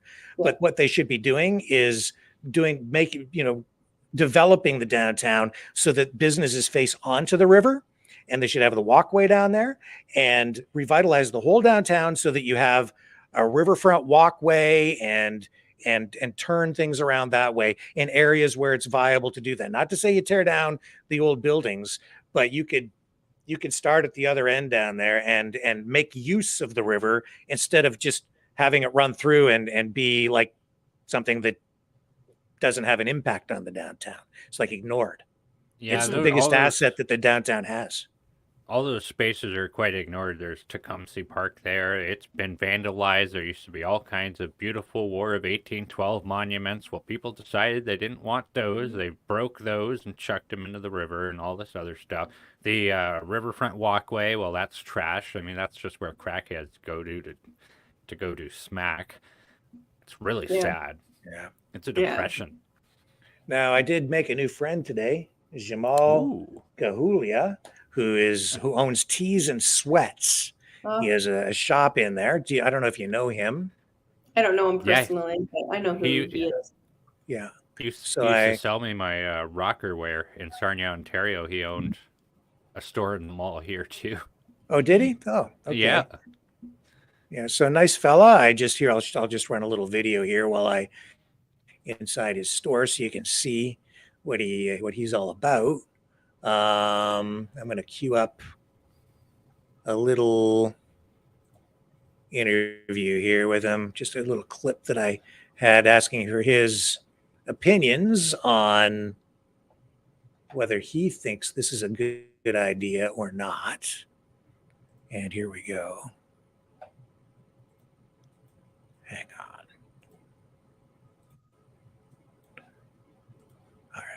So, by the way, he wanted me to tell you guys that he has Detroit Lions merchandise for sale. And he does. He has lots of it. So, in fact, he points there. He says, I've got Detroit Lions stuff right there. So that's okay. That's cool. So I'm going to help him out there and let everybody know that he has the Detroit Lions. You're going to be tuning into the game tonight, aren't you, Liz? Oh, yeah. Yeah. So there, I gave my new friend a plug on the show in case you want to buy any Detroit Lions merch. He's fully stocked. He's got everything in there. But he didn't pay me anything to do that. They didn't get paid. It was just an exchange interview for the plug, I guess. Anyway, here's what he has to say about. Hang on a second here. Here's what he had to say about whether he thinks this is a good idea for the city to come in. Depends if city is going to increase the taxes of the property owners, then I'm not in favor of that. But other than this is a really good building, and it's the new company that's managing it, they are trying hard to bring more tenants. So if the city comes here, City Hall comes here, it will be a great for in the long run, it will be a really good for Chatham. Okay, so that's what he says. But of course, he's a merchant, so he wants something in there because it's pretty dead. He's been there. He was there for 16 years. He left to go retire, and then came back just for Christmas. Oh, yeah. And I guess he's going to be there for a few more months. Is kind of where he's at. I think might stay longer if things are revitalized a bit. But Could you imagine every person at City Hall that is in need of a gift for a loved one? Business would be booming for him. It'd be great. Well, yeah, I mean, and that's okay. But I don't know that he's, I did speak to some other people who are like, I think the roof has to be replaced. I'm like, yeah, no doubt. It's they've been patching it for over 40 years, likely. These companies that own these buildings, they patch them. They don't, they invest as little as they need to. Let's face it. So speaking of taxes, so Liz, I have seen that you've been very active with petitioning people, and that you have a petition going around for Chatham-Kent. You want to tell us more about that? I don't think we've dug into it yet. Yeah, we didn't. We really kind of skimmed over it. So, like I had said with the meeting there with the budget deliberations, I had decided to create a petition against the tax hikes, against the 2024 tax increase. So what happened was, over the Christmas holidays, a bunch of us went around and collected signatures, and we decided to do a physical petition rather than online. We were worried with the online that we would get people from outside of the community signing it, which would make it less legitimate, less valid. We were also concerned that, having less control over it online than it being physical. Also, by doing a physical petition, you actually get an opportunity to be out and talking to each other, which I think is important. It's a skill that we have kind of gotten away from, and we don't tend to talk as much as we used to. And so I kind of wanted to bring that into it as well. So we end up collecting over 1,600 signatures. The petition is handed in to the municipality already. I had to have it handed in the first week of January. So I did not have long to do this at all. It was very, very fast. But we still collected over 1,600 signatures regardless of that fact. And it's already handed in. Now, it's part of tomorrow's meeting agenda. So what has to happen is a councillor has to vote to bring it into the meeting. And then they all vote, and the majority of council has to vote, yes, we will talk about this petition, in order for me to be able to present it and speak on it. So I guess I just have to show up and wait to see if that's going to be a possibility or not. So they may decide that they want to talk about it, and they may decide nah. So the thing, though, that what I did was I had put in the petition, I don't know if you probably don't have a copy of it, Rick? No, I don't. No. Let's see if I can actually bring it up, because it says in the petition, let me just get out of here. It says in the petition, obviously, it talks about the increase, the 5.53% increase. And then it talks about, so what it says is, on November 30th, 2023, Chatham-Kent Municipal Council has voted to increase the property taxes for CK residents by 5.53% for 2024. And whereas Chatham-Kent residents are feeling a significant financial burden already due to cost of living and inflation, and whereas the municipality of Chatham-Kent has $195 million in reserves, A council member addressed this and put forth a motion during budget deliberations to use a fractional portion of these reserves, that was 10 million, in order to drop the tax increase to zero, but the motion failed.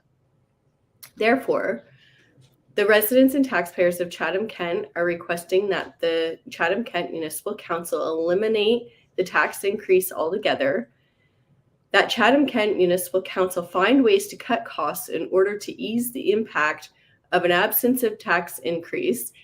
Also, that Chatham-Kent Municipal Council investigate the 2024 budget and find wasteful spending, cut unnecessary bureaucratic costs, new employment/staffing ventures, and postpone or eliminate any projects that aren't absolutely essential at this time.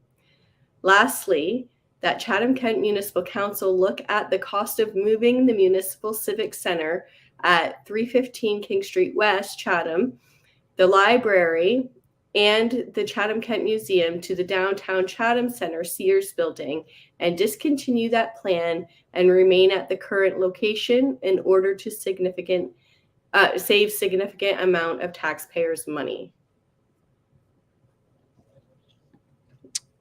Yeah. So, I had included the moving of the building in there because they had already talked about that, and I had already thought that that was a ridiculous waste of money.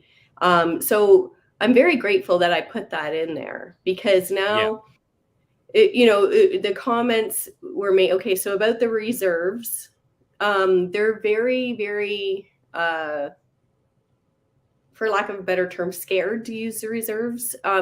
For us, Yep. they use it for other things, and I would love to see exactly where they have used that money, and I would love to see some accountability there. But when it comes to trying to save the taxpayers' money, they're very sketchy about trying to do something like that. They're very skittish about it, talking about, oh, if we just get one disaster, then that could wipe us out completely. I mean, it's such a small portion that Councillor Doyle had motion to use, right? 10 million in comparison to $195 million. Yeah. But still, so I understand. When I was listening to the budget deliberations, I understand the math. I get what they're saying.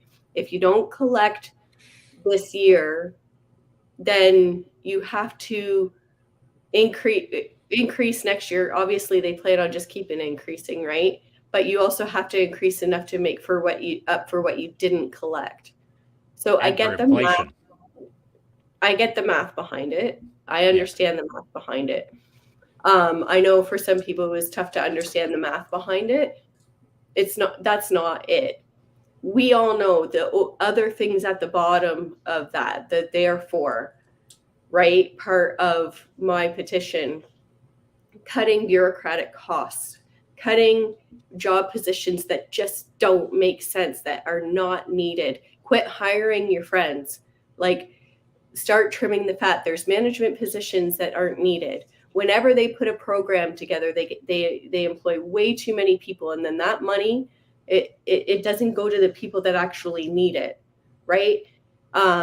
Looking at these dumbass projects that they try to put together, like we didn't need it, as silly as it sounds. We didn't need those lights along the bridge, like. People, so if there, just we do have viewers like in the United States and all over the world, so we can't get into too much of the nitty gritty of the localness of this. But the bottom line is, and I'll get you to comment, Liz, is there's only one taxpayer, and these are issues that, as Brendan talked about, we're seeing this in Toronto, where in order to avoid this almost 16% tax increase, to keep it to just 10, they need $250 million from the federal government in a transfer payment to address massive immigration that is coming into the country, because they need that amount of money just for housing refugees and immigrants in the coming year.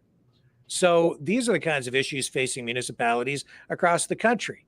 And I think that a lot of those kinds of expenses too are haven't even come home to roost yet for smaller communities like ours and other similar communities across Canada. And I think even the United States is seeing this. When you saw in Brooklyn in this past week, massive waves of immigrants coming in, and they couldn't house them. They had to put them up in the gymnasium at schools, and the kids had their school canceled, for crying out loud.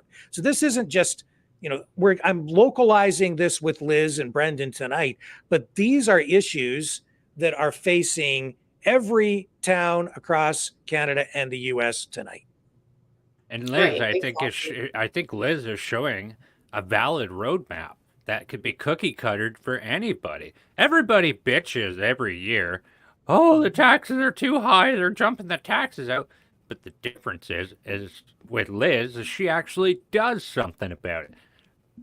Nobody ever does anything about this, but Liz has done it. I mean, how many hours have you spent petitioning on this?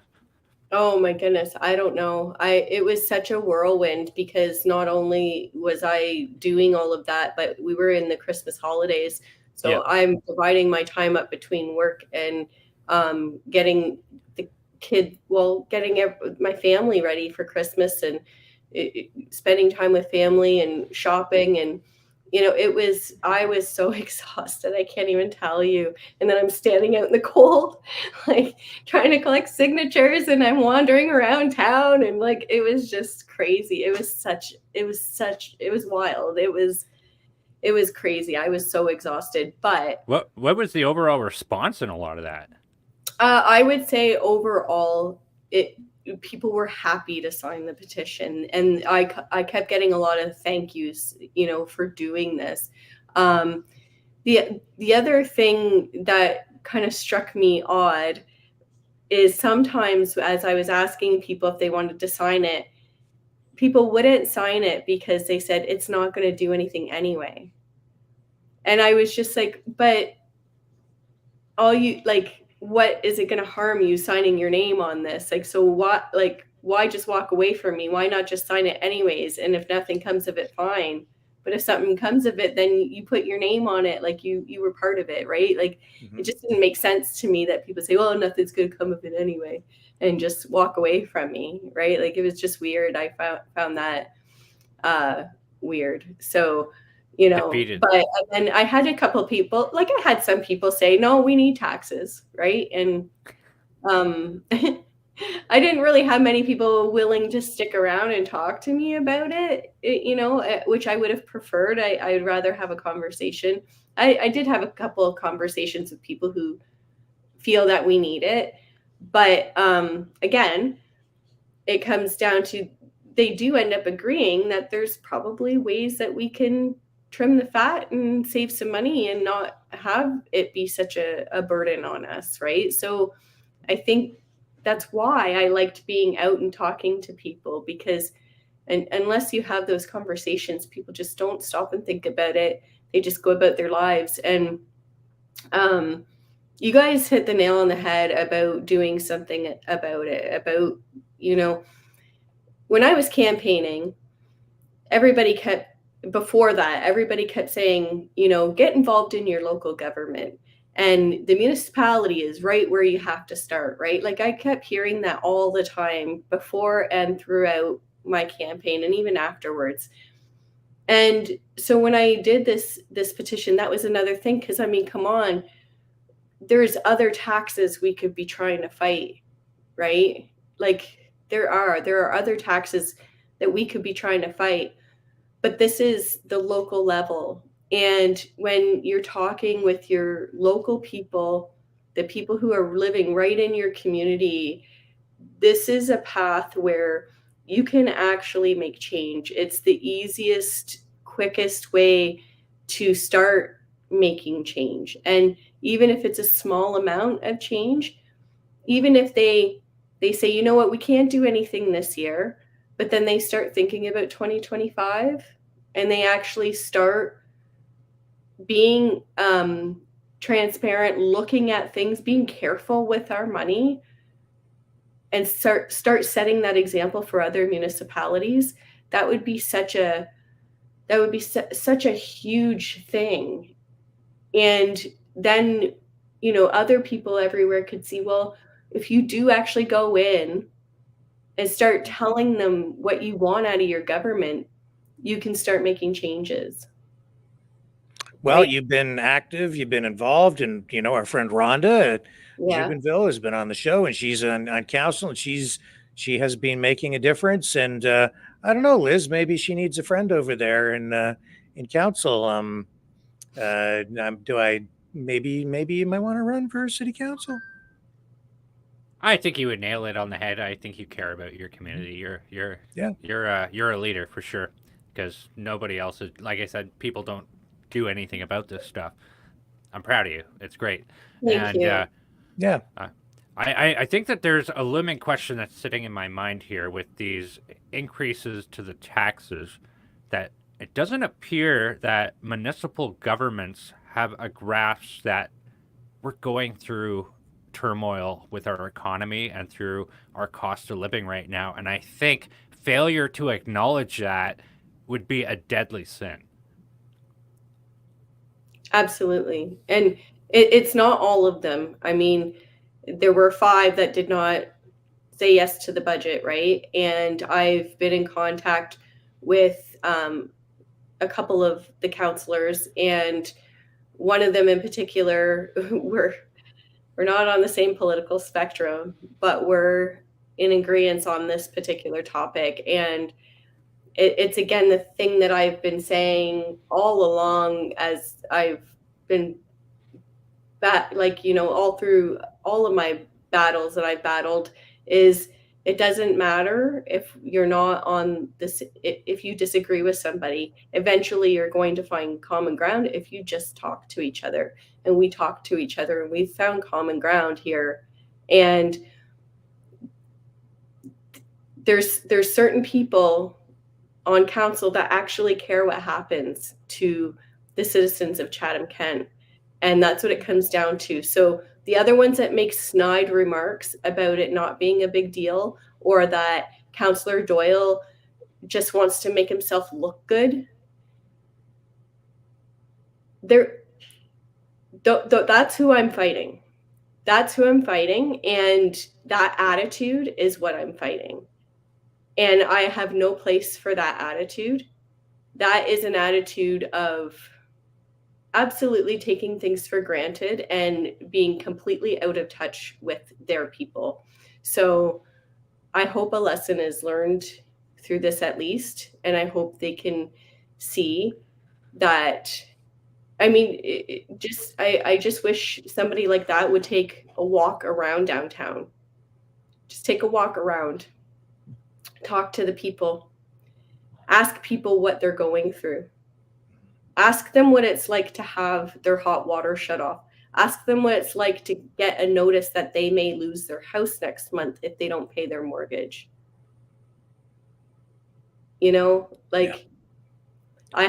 when I went down to the mall, there were people just sitting in there trying to stay warm. Exactly. That's what was going on down there. Yep. Yeah. So that's what downtown Chatham has become.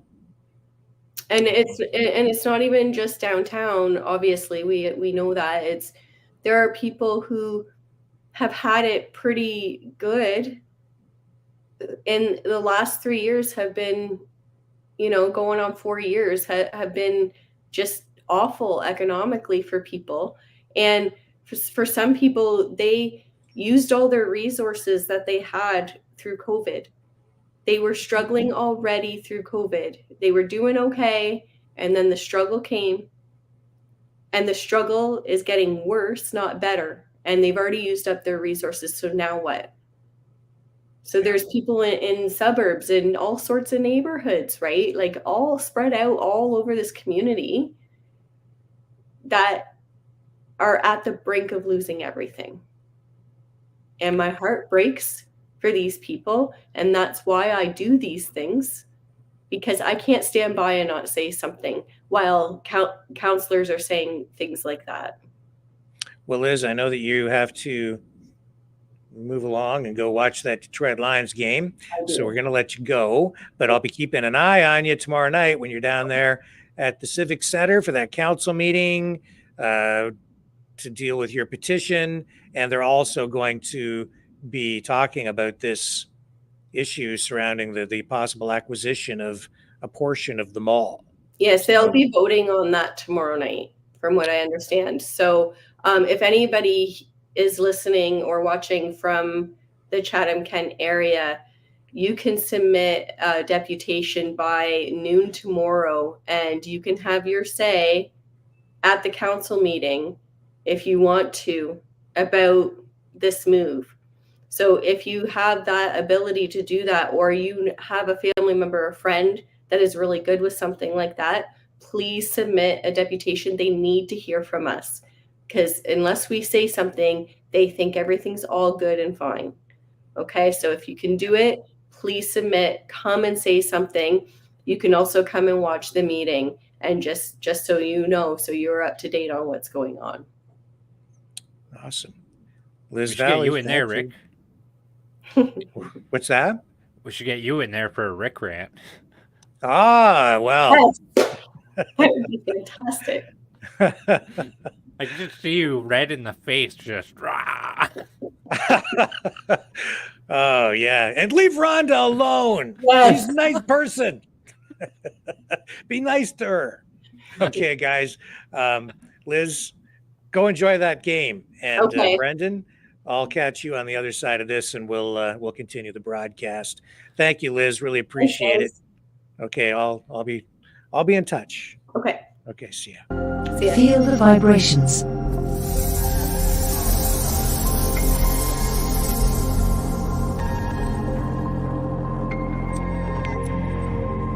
Our quest continues.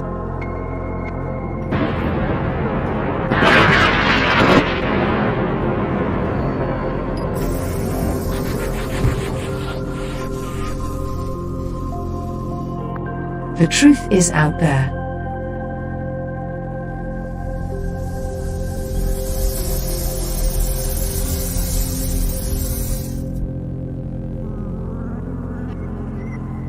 We are Mavericks.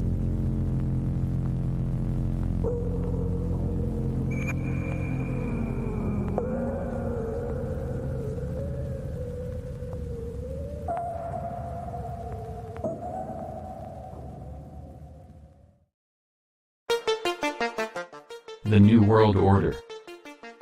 Government overreach. The Great Reset. Mainstream media lies. Now more than ever, independent voices are needed. Donate now at freedomreporters.com. That's freedomreporters.com. Maverick News. The antivirus program for your mind.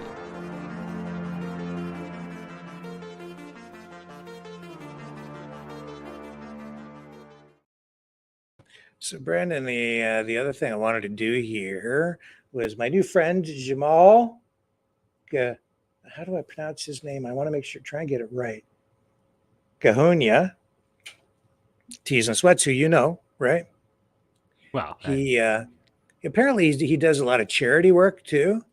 Okay. And he works with the Kent Sikh Society, and they have been working to send humanitarian aid to various countries in the Middle East.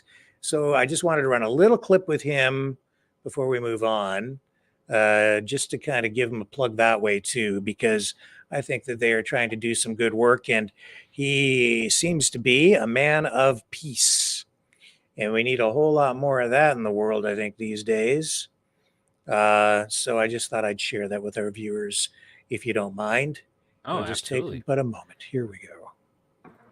So what kind of humanitarian work do you do? Do you send? Wherever some natural disaster happen, Yep. we try to send a help there.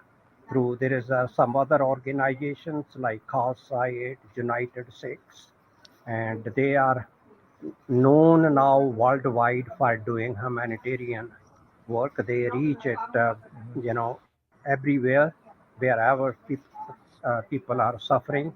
They are provide the food, clothing, medical help. Mm-hmm. So everywhere, it doesn't matter of caste, creed, color, or any So they go to any country wherever humanity is suffering. So we support those organizations also.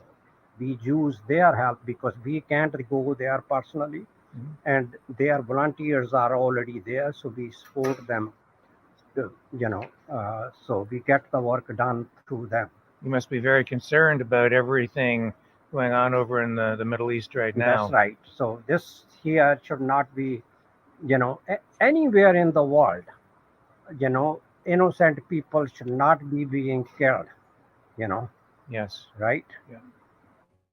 So, and Canada is a peace-loving country, and I will request our politicians to play a mediator's role rather than sending tanks or missiles there. Yes. Eventually, it's gonna be solved by table talks. Yes. It's not gonna be the more people being killed. That's not gonna solve anything.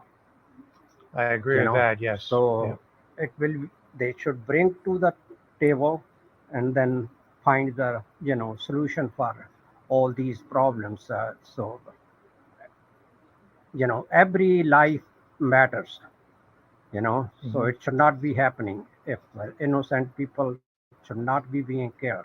Yes, and Canada has had a reputation for being peacekeepers. That's right. Right. That's a peace-loving country. That's what I said. So they had a history in the act, and so they should continue that reputation, being a peace-loving country, and play the similar role to bring wherever any conflict is, instead of giving them the missiles or tanks and all that. So they should try to resolve by you know uh, bringing them to the table. So Yes. I appreciate you taking the time very much. No problem. That was very well spoke. Yeah. We've been saying it So, forever. Yeah. Send mediators, not tanks. Good idea. Great idea. Growth, not destruction. Build, don't destroy. You're not going to turn people on to democracy by bombing them. You're not going to solve this problem in the Middle East in Gaza with force. Ultimately, it's just going to come back and bite you in the long run. Yeah, I think It's so. not the answer. Yeah. And I mean, how many people around the world have swore a blood feud with the United States or whatever? Because out of nowhere, some drone just killed their uncle or something like that. Yep. I was always I was always stringently against everything that, like all these wars that we've been doing. It's just, I'm tired of it. It is so sick. I understand the need to have a military to defend yourself against attack. Defense, yes. Aggression, no. I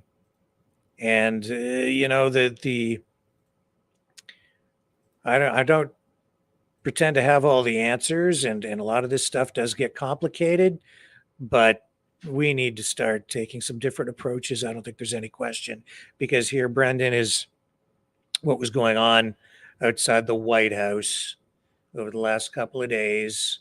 Mainstream media not giving this much attention, if any at all, actually.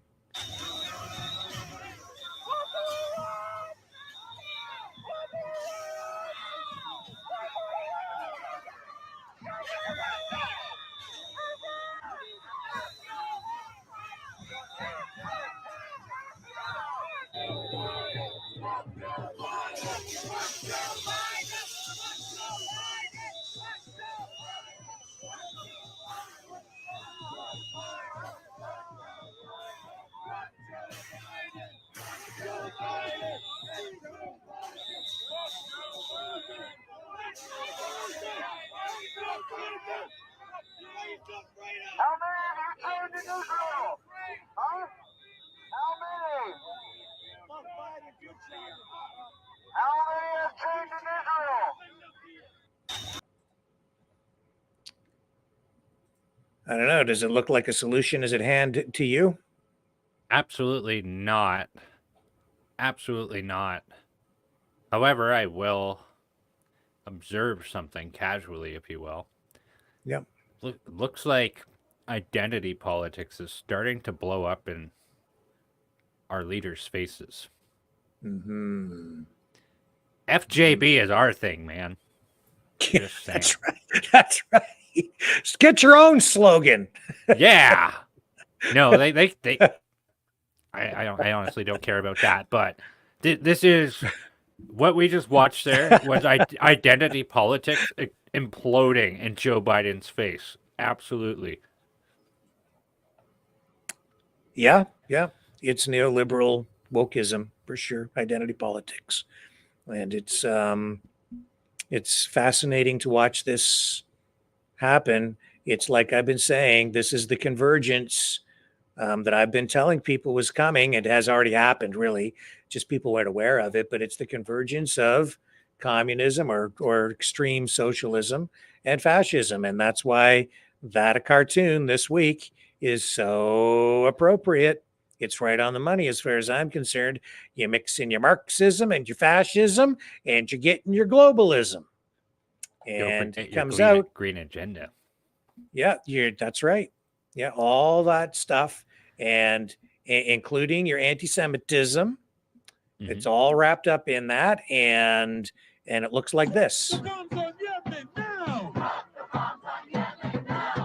off Yemen! Hands off Yemen! Hands off Yemen! Hands off Yemen! Hands off Yemen! Hands off Yemen! Hands off Yemen! Hands off Yemen! Hands off Yemen! Hands off Yemen! Hands off Yemen! Hands off Yemen! Hands off Yemen! Hands off Yemen! Hands off Yemen! Hands off Yemen! Hands off Yemen! Hands off Yemen! Hands off Yemen! Hands off. Okay, so we know what they want. They want your hands off Yemen and more. Now, I had observed some reports that some people made it over the fence last night. Is that true? I don't know. Are there reports that can provide confirmation on that? I am just double checking quickly.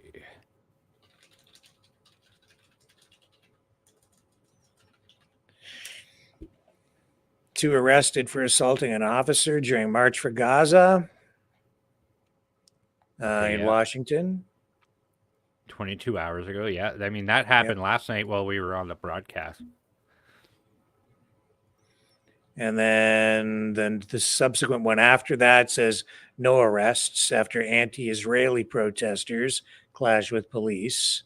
So it looks like sort of from 2 days ago, 2 people arrested. Last night, nobody arrested. And I would say that display with the people rattling that fence, trying to knock it down, that to me looked as bad or worse than anything we saw during J6. Yeah, because if you think about it, it's like Joe Biden's house, his temporary house, if you will. I don't even know if he's in there, but he supposedly he's figuratively supposed to live there. What is their objective in knocking down the fence? What are they looking to achieve in doing that? Right. Something tells me it's not to sit him down and make him a cup of tea. Yeah. I don't know what they would do if the fence went down, but I don't think it would be pretty. I don't think there's much of a correlation though between this and J6. No, actually the opposite. I think that I'm a little tired of like right-wing pundits on like Twitter and elsewhere always being like, well, why aren't you going to freeze their bank accounts? Why aren't you going to treat them like J6ers? It's like, I understand why you're angry, and I understand that there's a massive hypocrisy. But I thought we were all better than this. At least I thought. Yeah, well, things got out of hand on J6. I don't think it was an insurrection, but it was a No. protest that went too far, and that's unfortunate. Do the people deserve the level of punishment that they've been dealt? No, not in my opinion. But Yeah, not in my opinion either. And there's also all kinds of things that have been hidden from the people. Like the government has not been honest about what has actually happened on January 6th at the Capitol building. So there's that factor to it too. Where, I mean, Ray Epps gets a year probation and a $500 fine, and meanwhile, I think there's still some grandmas rotting away in a prison cell in the United States for being welcome into the Capitol building. the other thing, is Vivek Ramaswamy is telling people not to vote for Trump, to vote for him in the Iowa primary. And, if Trump if he's not the president, those J6ers who are sitting in jail right now, they're going to be in trouble because they need him to get in there to pardon them. He said he would, and that means a whole lot of people would be getting out of jail, I think, as soon as Trump is elected.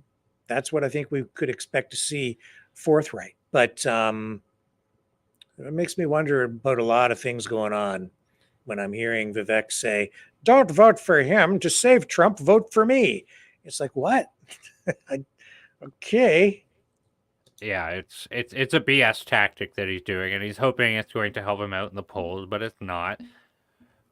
But I have to No. say, like I'm kind of excited for this year. We are in like the ride of our life this year with, I mean, look, even be doing a podcast right now for this upcoming year with all the exciting events that are happening, like this is going to be a wild ride. Like very wild It's going to ride. be wild. I don't know if I'm excited about it. I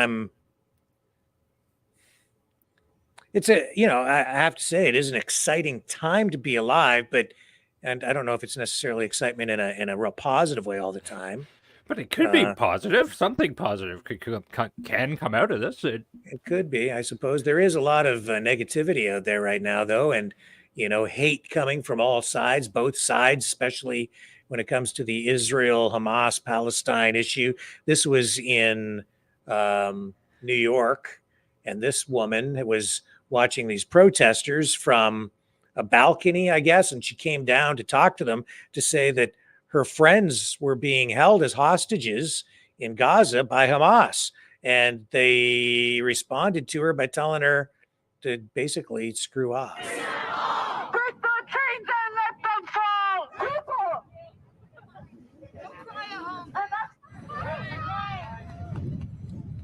She's down there, let the hostages go, right? But we will continue our duty.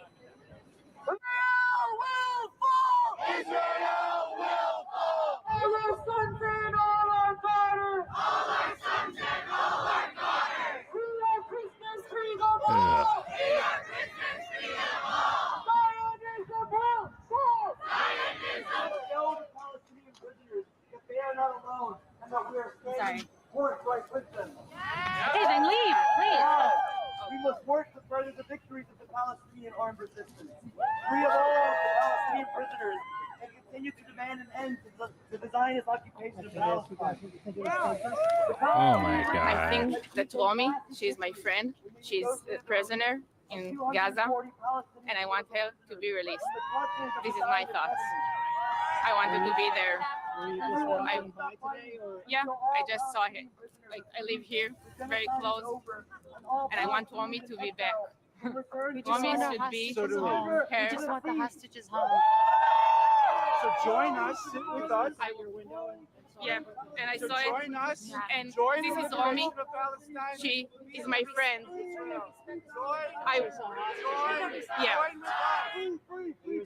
Yeah, I'm Israeli. I lived in the same village where Lomis live. We live in the same village, on the same village.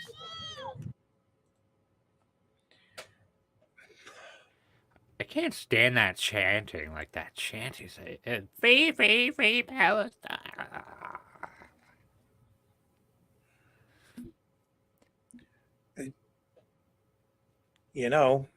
If they released the hostages, I think it would they were told, you release the hostages and the hostilities stop. And they're not releasing the hostages. So who's to blame? I don't know. This, it goes back and forth. I've got, Brendan, I think that a lot of the people who analyze this lose sight of the fact that when it comes to the Islamists and organizations like Hamas, there's a religious aspect to this.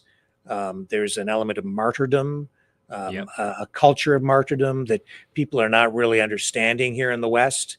And that's what's also complicating this whole situation. And a complete disregard for that woman who's still being held in captivity. This is unacceptable.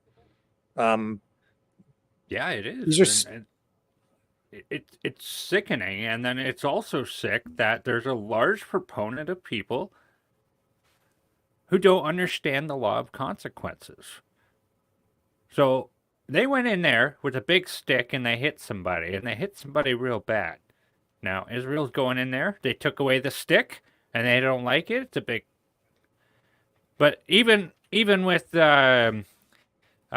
political groups going after the bookstore in Toronto, Indigo, now the liberal left is calling them the Indigo 11. They're giving them cool names. They don't believe in consequences. They don't understand consequences. They believe that they should be able to hit you with a stick at their beck and call. It doesn't matter what type of harm happens to you. They get to do whatever they want, and when you retaliate, oh, look, they hurt me. Oh my gosh. It's absolutely sick what they did that day. It's absolutely sick what the Canadian Union for Public Employees did, QP, and celebrating what happened that day. It's absolutely sick that Black Lives Matter posted that graphic with the paraglider person. Like, this is disgusting. They don't understand any of this. And to explain to people what the Indigo 11 is all about, here's one of the articles. This is Toronto Star's report on it. Here's an image. And did you want to explain what you know about this, Brendan? Well, just the reader's notes quickly that the president of Indigo, which runs a chain of Canadian bookstores and stuff like that, they're connected to Kohl's and Chapters. He had come out with support for Israel, and so there was 11 individuals, many of which are community members. One of them was like an accountant for QB, people from universities, from school, basically a lot of highly educated public sector workers that take gobs of money. So they went and did this. They vandalized the bookstore after the president and CEO of Indigo said, he gave opinions about the Palestine issue. Yeah. And now they're Right calling here. them the Indigo 11. Like, what are you doing? Like, you should call them the anti-Semitic 11. Yeah, under the cover of darkness, a group gathered in downtown Toronto with posters, paint, and a plan. The pro-Palestinian activists were there to make a splash, something that would visibly link an iconic Canadian business, Jewish, to the killing of thousands of civilians in the Gaza Strip. They had picked a target long linked to support of Israel, Indigo, and its CEO, Heather Reisman. They glued dozens of posters, which included a mock-up of Reisman's Heather's Pick seal, then splattered red paint in a way that would make it look like copious amounts of blood. Then they fled into the night. So, a couple of ways to look at this. There's a couple of ways to look at it, but go ahead. I was just going to say, this whole article is about, let them be. They didn't do anything. It was just mischief. This is anti-Semitic. Screw you guys. Right. It's like, the article does talk to people who basically make excuses for them and say that it's like This is modeled after protests, anti-apartheid protests in South Africa, right? Well, you can look at it that way, but it depends on, how you interpret the messaging here. Okay. And I would say that this kind of does cross the line. This is anti-Semitic. It's aimed at a business. This echoes what was seen in Nazi Germany. Yeah, prior to the Holocaust, right? This is how it ramps Absolutely. up. This is a repeat, man. Step for step. And I think like there's no personal responsibility here, and I don't think we're gonna get it from these people. Like it's just I makes me so angry. I don't know like what to It's say. scary. It's scaring me, Brendan. I did not realize that this was even out there in our communities. Maybe people were just hiding it. It just seems to me, honestly, that somehow some button has been pushed inside people, some way, and it's just turned something on in people that Yeah. was never present before. I never heard talk like this from people even a year ago or 2 years ago. Now, I've been observing this narrative being this woven into the politics that people are being fed online, and I really kind of became aware of it about a year and a half ago. Began to realize what it was because the language was changed, and I was trying to warn people here on the program about it, and here it is, and it's resulted in this. But it's appalling to me. I don't want hatred on either side. This is unacceptable, but it's much higher. It's ramped right up on this side, though. The other stuff, I'm not. You understand what I'm saying? It's not. I It's get what not you're saying. proportional. Yeah. No, It's it's not proportional. And I'm also curious to know, like, these people are dropping everything in their lives to go and do this stuff. I didn't even know the whole Palestine thing was a thing until my grade 12 year of high school when there was someone of Middle Eastern descent. They did like a social studies program on what Palestine was and what that was all about. And my family is quite pro-Jewish. My mom has been to Israel. I know people in Israel. I have never understood it that way, and I've always understood it from the fact that the Romans, after they invaded and took over Israel, they gave the land the name Palestinia. And that was granted by, I can't remember the name of the emperor, but this is solid history fact here for you, that the people that accused the Israelis of being occupiers were given their names by an occupier. This is just such a ludicrous thing, and I don't even know if you were to ask these people if they would be able to give you any type of answer about any of the stuff other than free Palestine or from the river to the sea, whatever. They just know the buzzwords. when you are a government and you are trying to create a color revolution or a revolution of any kind, but in particular, a color revolution, those chants are a key component in crowd manipulation and population manipulation. They need those chants. In fact, if you go and watch that movie, Ukraine on Fire, that Oliver Stone movie, he makes reference to that and the need for that. And you see it repeated over and over again. It's those chants. It's the rhythm of that.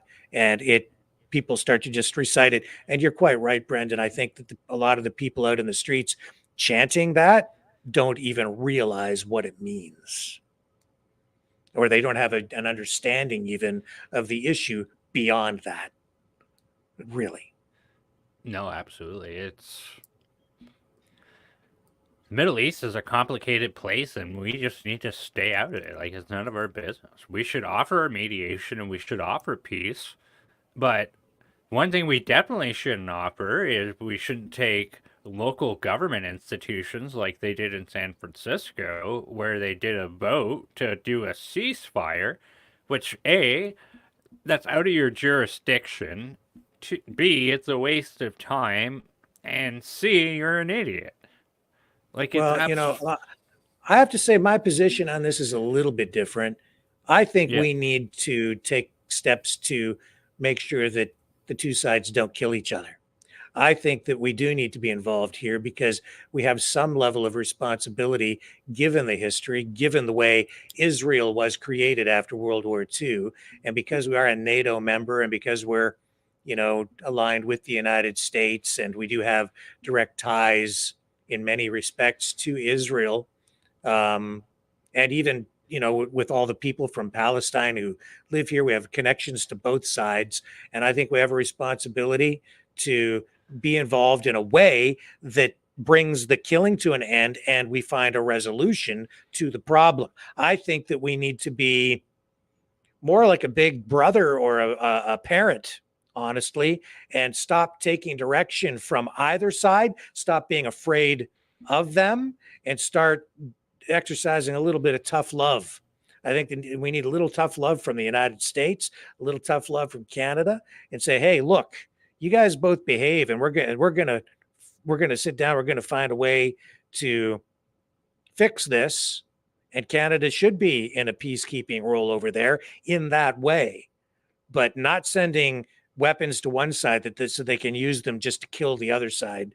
No, I that's 100%. got I to I 100% agree with you on the weapons aspect for sure. I think we need to stay out of it. We should offer means of mediation. We should offer things like that, but we shouldn't be sending them money. We shouldn't be sending them tanks, and we shouldn't be sending them any guns. I mean, maybe we could send them all those protesters. Like, I'd be fine with that. Maybe we could start a GoFundMe. We could start a GoFundMe on Maverick News where we will pay your all expenses flight. We'll give you a parachute and a first aid kit, and we'll throw you off over the Gaza Strip, and they could all land in there, and they could have a big protest. Yeah, there we go. Have their big protest there.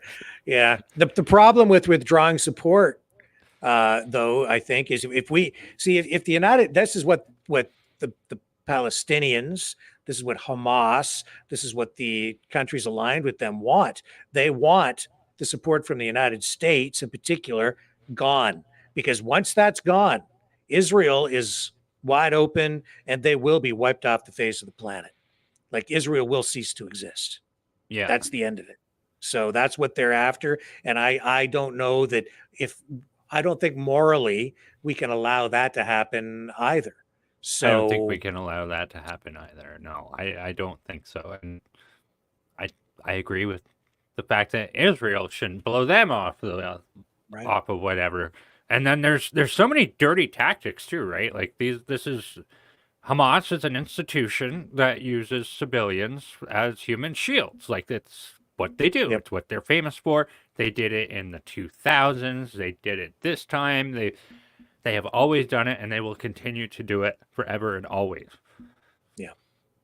And that puts any country fighting terrorists who use those kinds of tactics, and they put civilians in harm's way intentionally.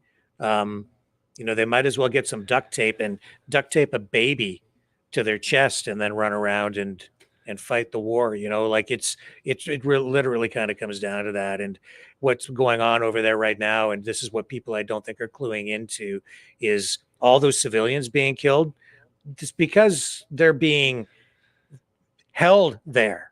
They're not being allowed by Hamas to leave, or they're being pushed out in front of the Israeli armed forces, and they're like, okay, like, we want our hostages back and we're going through. We're not stopping. So And a strange aspect to this is that the Muslim world and North America is coming to their rescue. However, none of the Muslim countries in the area care. Like, they're like, we don't want it. We don't want you here. See, and there's a culture, like if you look at what, and I don't profess to be an expert at all when it comes to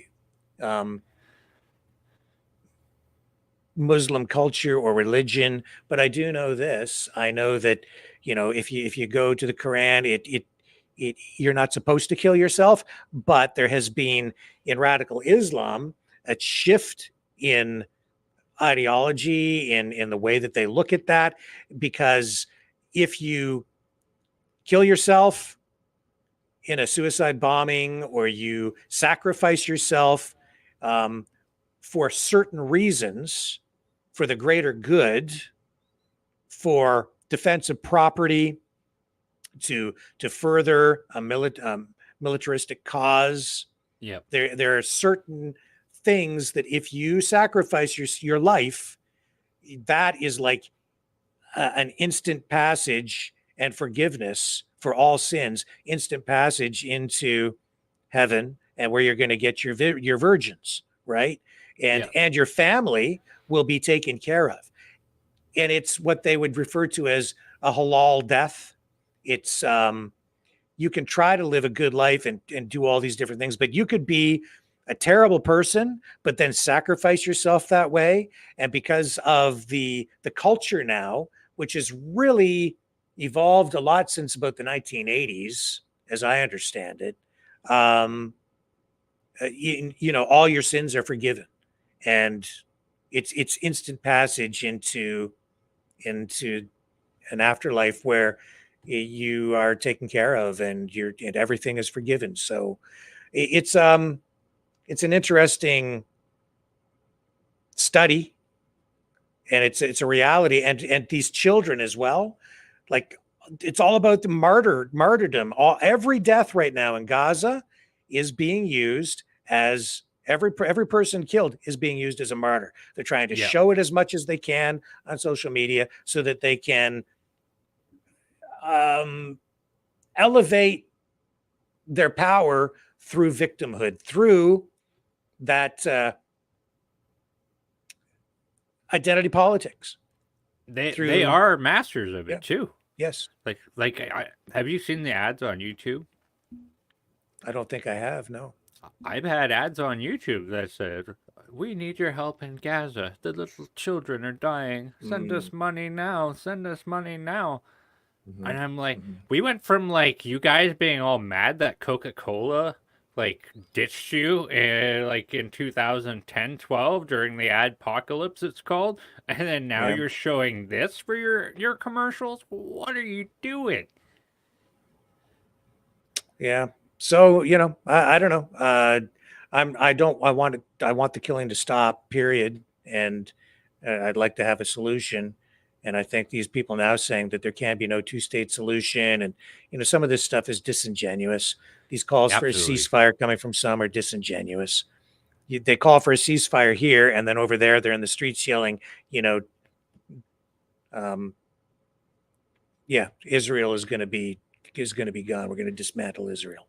I want any solution. I want any solution that's not going to be a final solution. Yeah, I'm with you, my friend, in that regard. Yeah. Well, Brendan, it's about that time, so I'll throw it over to you for some final thoughts tonight. Hey, thanks for having me again. 2 in a row. Yeah. Yeah, it's been a good show, and it was great to have Liz on and Chris. Thank you, Chris, for coming on and sharing your Great White North tales with us. It's going to be another frosty night for a lot of people here in Kanakistan. And Honky says hello. This is Honky. He's my mascot. Honky the Freedom Goose. There you go. And I will be back tomorrow night, 6 p.m. Eastern Standard Time, folks. Really appreciate you guys spending the time with us here tonight. And Love y'all. Catch you on the flip side.